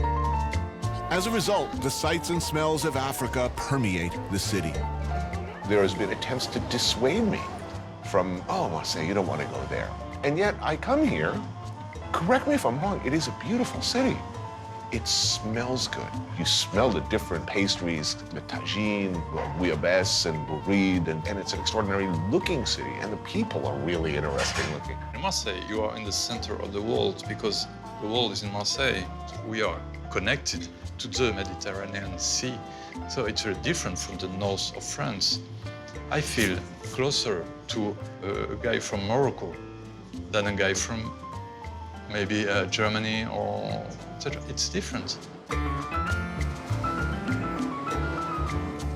Cédric Fabre is a Marseillais crime writer who spent decades deciphering the dense layers of crime and corruption, pastis, and sunshine. It's a perfect town for writers of noir, plenty of atmospherics and lurid history. Why do you think it's such a fertile ground to set a crime novel? For me, it's more interesting because you write about the place you live in. I walk in the street, I have an idea, etc. I couldn't write about the past things like James Ellroy does, because I have to know the real part of the city, the people. Here it's a really interesting stew of characters. In Marseille, there is a very poor area and a very rich area. The difference between those two areas is the worst in France. So that makes an interesting city, because when we write a crime novel, we write about those differences between the poor people, the rich people, etc. So that's interesting. Famina's is an Algerian restaurant with some of the better couscous in town. And since it's a very filling dish and I've only got one crack at it, I go for the Royale. What else? Vegetables, chickpeas, merguez sausage, chicken, hunks of lamb, and meatballs. What people say is that everybody sees themselves as Marseillais first and French second, regardless of your background. Is that true? Because in Marseille, we love that city, it's our city. And in the same time, we hate a lot of aspects. We have both love and hate. It's part of a complex, I think. Marseille has always made the bad choices in politics. When France lost its colonies, it was an economic disaster for Marseille. I'm thinking about one of your cities in the States, Detroit. It was a huge city, it was very important. And a beautiful. And what happened? Yeah, we abandoned Detroit. We abandoned it. It became too black for America to love. Maybe France is abandoning Marseille. Sometimes people say, in Marseille, people, they are racist. I would say, in Marseille, people, they are connected with other people. Let's hope Marseille people figure that out, because I think it's amazing here.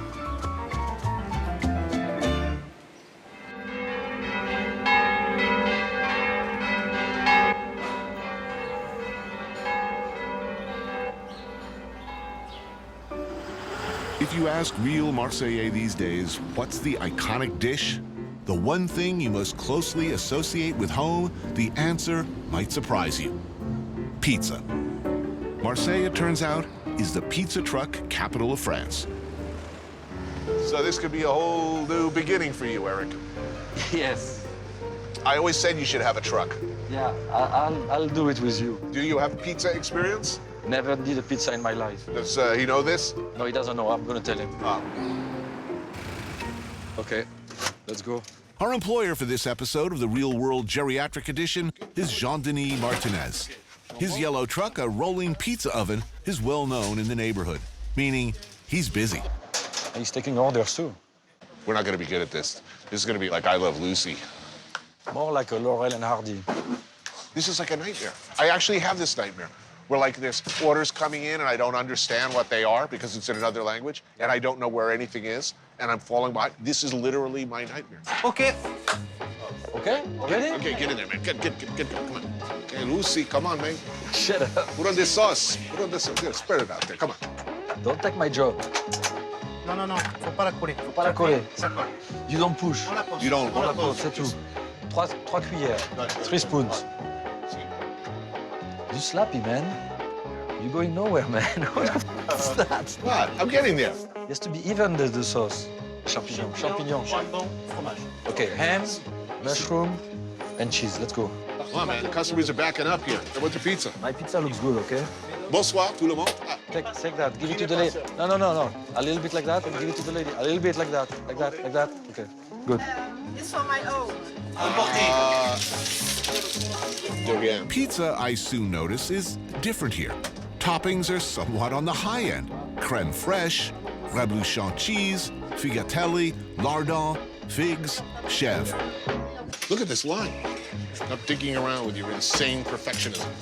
Tony, you want pizza, the guy? Yes. Can you translate this for me? I think this man is speaking in profanities to me. How long have you been working on this pizza? Michelangelo worked on the Sistine Chapel for less time. It's a line of people waiting, Tony. Mood's turning ugly out there. Tony, the lady wants a pizza. He's new. I can't do anything with him.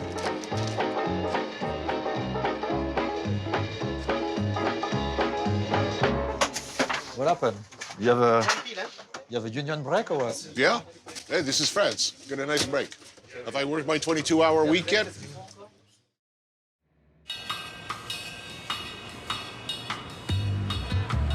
Another beautiful day in paradise, and we're heading out into the countryside. And as always, when embarking on a brotastic adventure, an appropriate vehicle is called for. In this case, a 1972 Citroën Maserati. This car is sweet. Yeah. It's totally 70s. Hugh Hefner probably had one of these. No? Alain Delon probably had one of these. I'll bet Serge Gainsbourg. Serge Gainsbourg, nah. Serge Gainsbourg probably banged like Jane Birkin in the back of one of these. No, actually, you need a little more room. Lourmarin is a 1,000-year-old town about 90 minutes from Marseille, a picture-perfect village known for its farmers' market. Do you like green salad? If I make a green salad, you're gonna eat it? No. This one is better, right? That one, okay. We take the female. They have a black tapenade with basil? Yeah. Or like the traditional one? Let's go traditional. Traditional, okay. No time to mess around here. We're gonna eat like pigs. No? So what else is new? We need a saucisson and olive Yeah, oil. definitely. And some bread. And the bread. Oh, and wine. And the wine. A very, very, very expensive wine. Yeah? Yeah, we're blowing out the budget. Et le Gigondas, il est pas aussi bon que le Châteauneuf. Pareil, mais c'est un peu inférieur. Okay. Good. Need more money. So we open 2 reds. Je laisse comme ça, hein. We're gonna be smashed. Il travaille pour le pinard. Ok, on est bon avec ça. Super. Ciao. Merci, ciao. Merci beaucoup.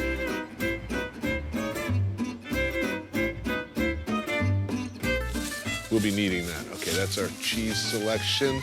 Here's our pomme de terre, which I will be artfully plating.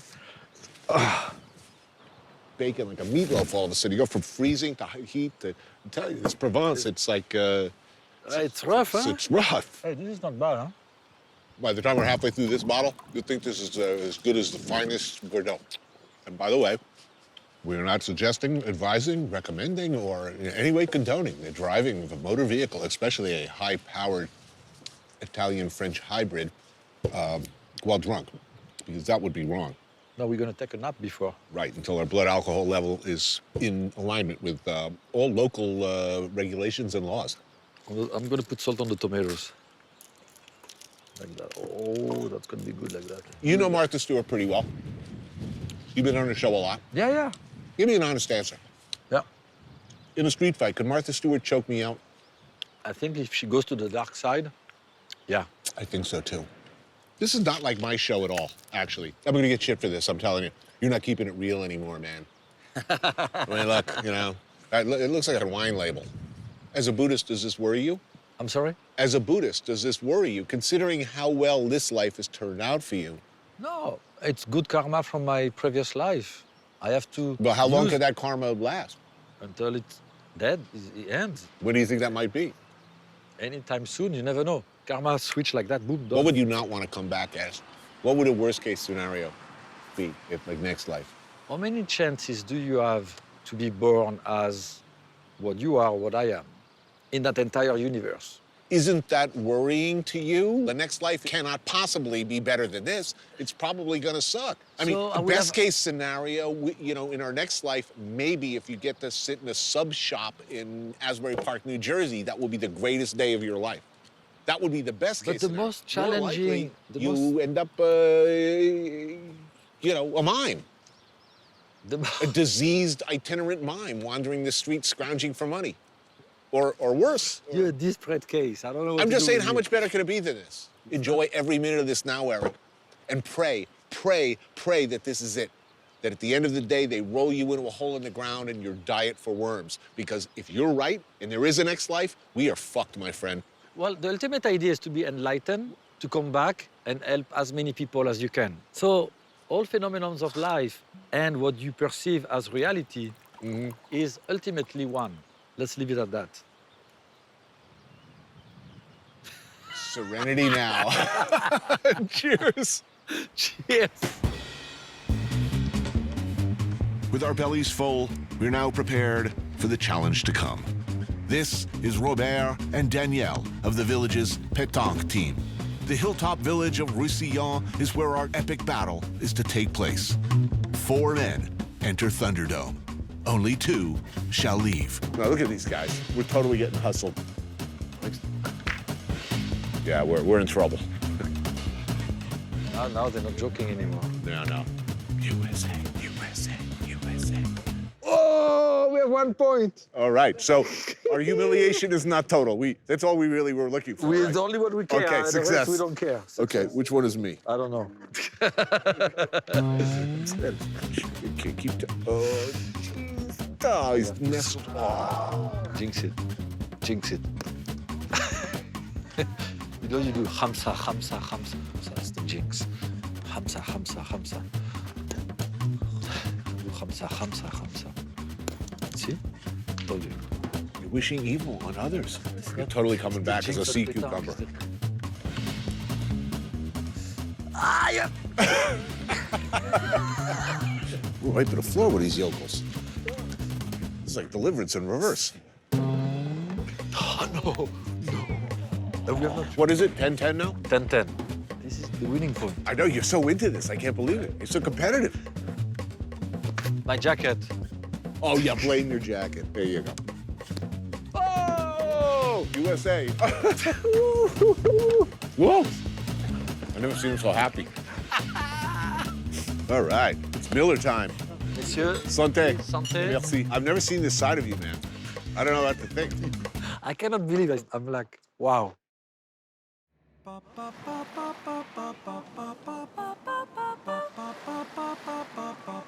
They call them Les Calanques, the many coves or fjords cutting through the rock and soil of the coast on both sides of the city. They are a distinctively beautiful feature of an already beautiful area. But no matter how beautiful the cliffs and chasms of Les Calanques, I sure as hell wouldn't care to dive straight into water of indeterminate depth from a great height. No, I would not do that. Welcome to my bedroom. Yeah. Wow. It's where you jump? Yes.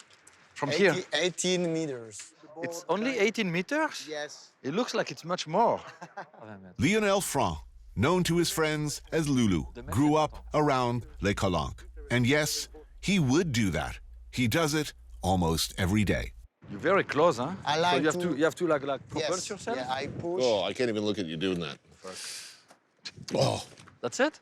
You done? I'm done. I'm don't like heights. Oh, jeez. I look at him and my calves start turning to jelly. Yeah, you look at the fish. Tony. Well, Look at the fish. C'est quoi comme poisson, Ça, ce sont des loups. So after your belly flop and your food squirts out both ends of you, the fish will feed That's why on they're it. coming. Yeah.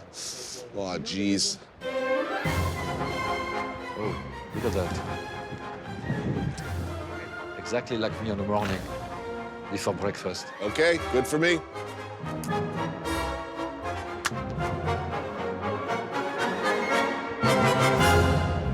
Votre toast, je peux vous le rendre, Seigneur, Seigneur, car avec les soldats, il est torero, avec entendre, pour plaisir, ils ont les combats. Le cirque est place et jour de fête, le cirque est plein du haut en bas. Les spectateurs perdent la tête, les spectateurs sans la peine entre flacons. Ooh. Hey, all right.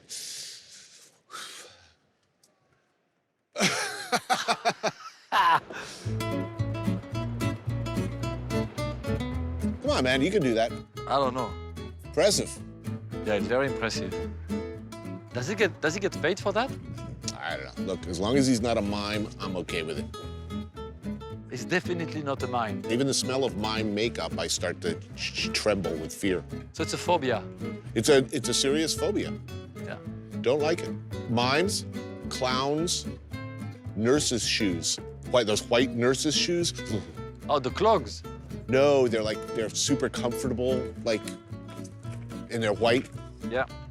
But not like super white because they've been, walking through various bodily fluids and there's a little speck of blood or urine on it, but that's true terror. Wow. Félicitations, bravo. Hein. Mais tu vois, il faut pas paniquer dans ces cas-là. No panic. Yeah. Tu plane like this. S'il y a du vent ou pas, you keep like this. Si tu bouges, c'est la catastrophe.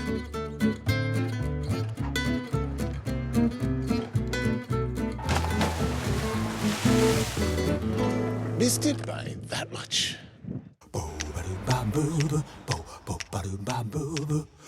Too many men on this show. It's a freaking bro fest. Like most places, the overwhelming majority of chefs in Marseille are men. However, each month, Georgiana Vieux hosts a dinner for her female colleagues. Chefs, all. Everybody here a chef in the business? Yeah. How many more are there like you? The other women chefs? Maybe 3 or 4.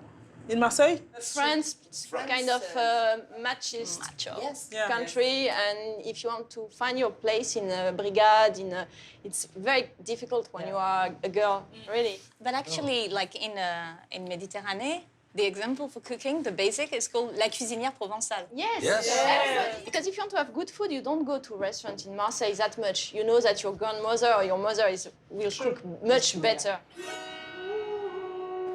Georgiana is from Benin, via Nigeria and London, but beyond all else, she's Marseillaise. Beef tartare with botarga, dried mullet eggs, apple, and celeriac. Counterintuitive, one would think, but truly amazing and delicious. I'm coming from Paris, and I used to cook with butter and cream and whatever. And today, I can't imagine my cuisine without olive oil, without vegetables, without seafood, without spices. And on the top, you're going to put some poutargue. It will be the salt of the tartare. It's a good idea, and it's better than putting anchovies. If you want, you can do it at Le Bernardin, and you call it Georgiana's tartare. I'm gonna do it, I'll send you the picture. Sure. For me, hein? Seriously, I'm gonna do it. Ah, cool. Trop bien. And my single favorite Marseillais classic, pied et paquet, a dish which encapsulates everything I love and believe in about food. First, the hair on the sheep's foot is burned off. The meat is then tenderized and cut into pieces. Sheep's tripe is cleaned and cut into squares. Each piece is stuffed with onions, parsley, garlic, and salt pork before being rolled and wrapped into small pouches. These are stewed for several hours in a sauce of white wine, tomatoes, bacon, onion, and carrots, along with the sheep's foot. I love this dish. I love this dish too. This is everything I believe in food. This is just absolutely the top. It's a dish with soul. To make it good, you have to put your soul into it. Yes. And if you don't have it, you don't have real paquet. I like it here. He's already thinking about retiring here. In Marseille? Yeah. He Sure. said I could retire here. I said I could retire here, yeah. Yeah, why not? No, I'm happy to hear that. Get me like... To hear that. It's not an easy city. It is not a museum, Disneyland, you know. Everything is kind of dirty and complicated. But when you are in Marseille and just you have the fantastic light and the sea and you can have the best fishes, yes, you are home. I mean, it's just like being home.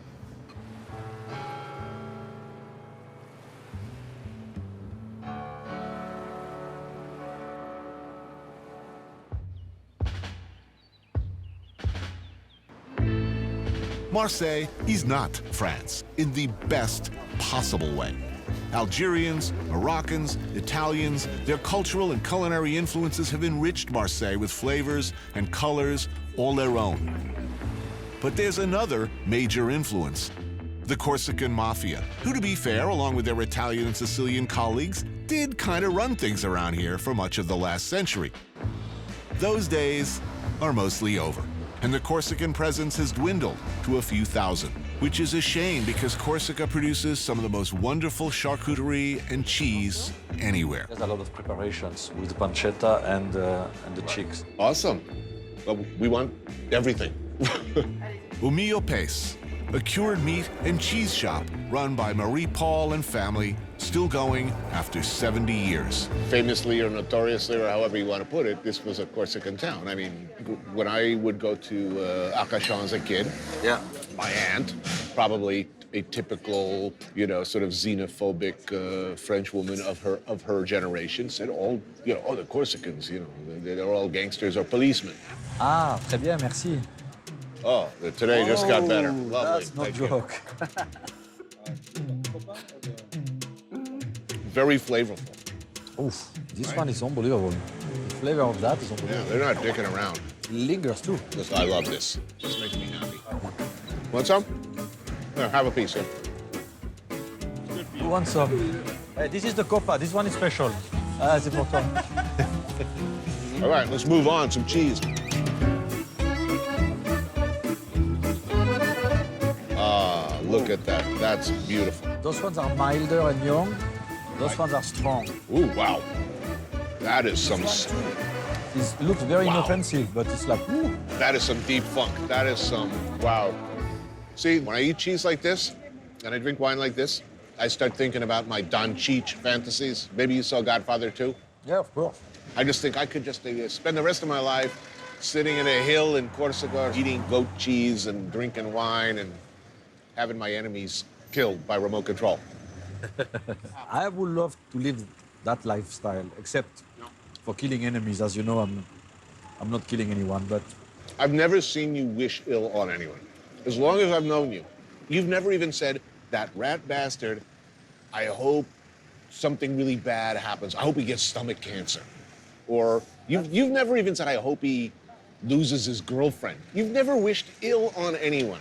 So let me ask, in your darkest heart of hearts, do you ever stray? Do you ever find yourself thinking, oh, I really hope they just, I don't know, I hope they get herpes. I wish ill on people every day. Sorry, Tony. You know, I mean, cheers to hell.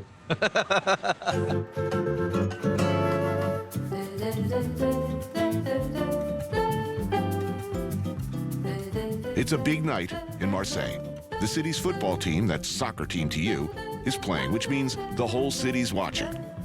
Eric and I head to the hipster Plaine neighborhood to meet up with Gilles Roff, a filmmaker and sports writer for France's top newspaper, Le Monde. So tonight, the big game. Yeah. It's Marseille, Lille.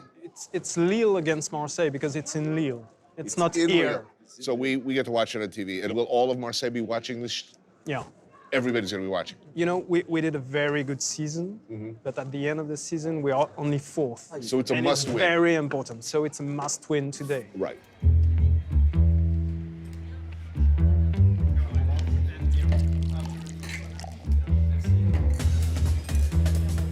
So the dream of every Marseillais, the perfect season would be to see Marseille crush Paris and then move on and go all the way. They don't want to be second to Paris, you know? Right. They want to be second to none. And in football, it's one of the only issues where they can be first.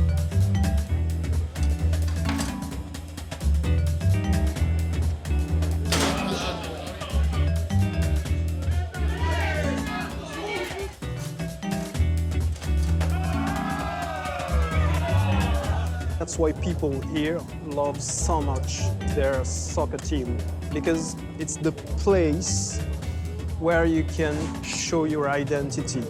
If you go all around those streets and you ask people, where are you from? They will tell you, oh, I'm from Algeria, I'm from Morocco. But if you ask them, what is your favorite team? They will say, Olympique de Marseille.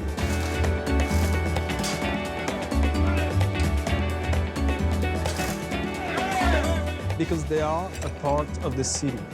They are from this city, and the football team is the flag of this city.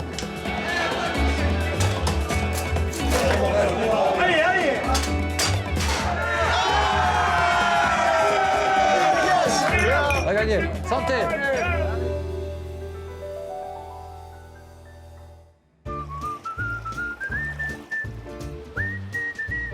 About 75 years ago, the properties around Le Calanque were mostly farmland. Then small shacks or cabanons that working-class families from the city used as weekend getaways. No running water or indoor plumbing. Simple. A place to get together, have a long, whiny lunch. Hello. You can't build new ones, and the ones that are here, like this one, owned by Dominique and Nathalie Lefrère, have been in the same family since the 40s, and they ain't going anywhere. Is this area protected? Meaning, if I wanted to open a giant modern hotel across there, is impossible, right? Actually, it was just like a couple of years ago. It was kind of scaled up on the protection level, so nothing's going to happen now. And most of these properties are owned by the same family for many years. Mon père, il venait en 1939, 1939. Right. But we lived in Marseille, and we came here for weekend. That's nice.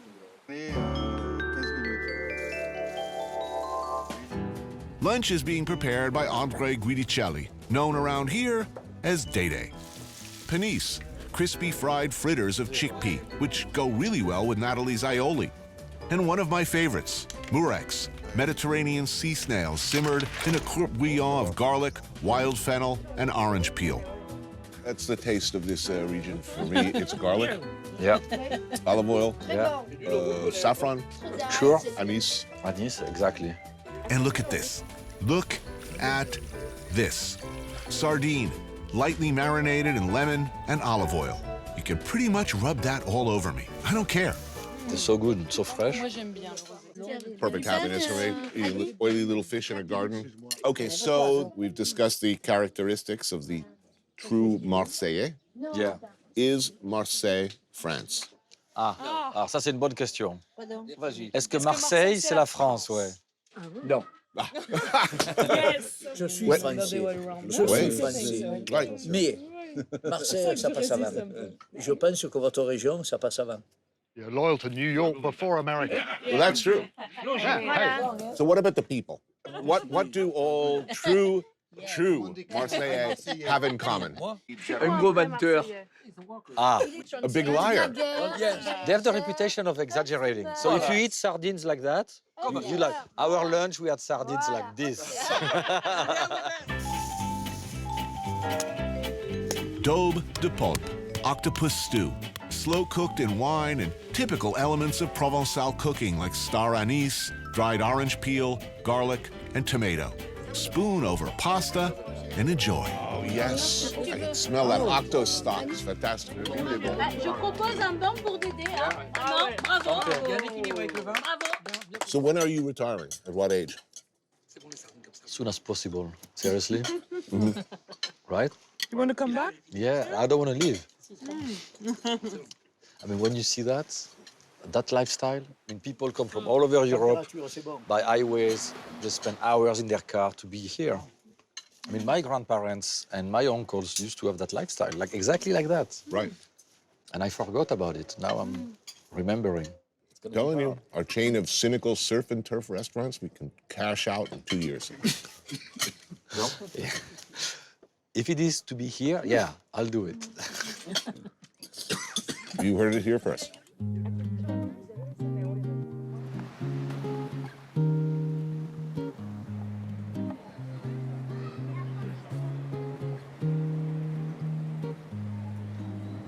Adieu, belle ville. Adieu à tout jamais. J'aurai pour tout bagage que ta douce et tendre pensée.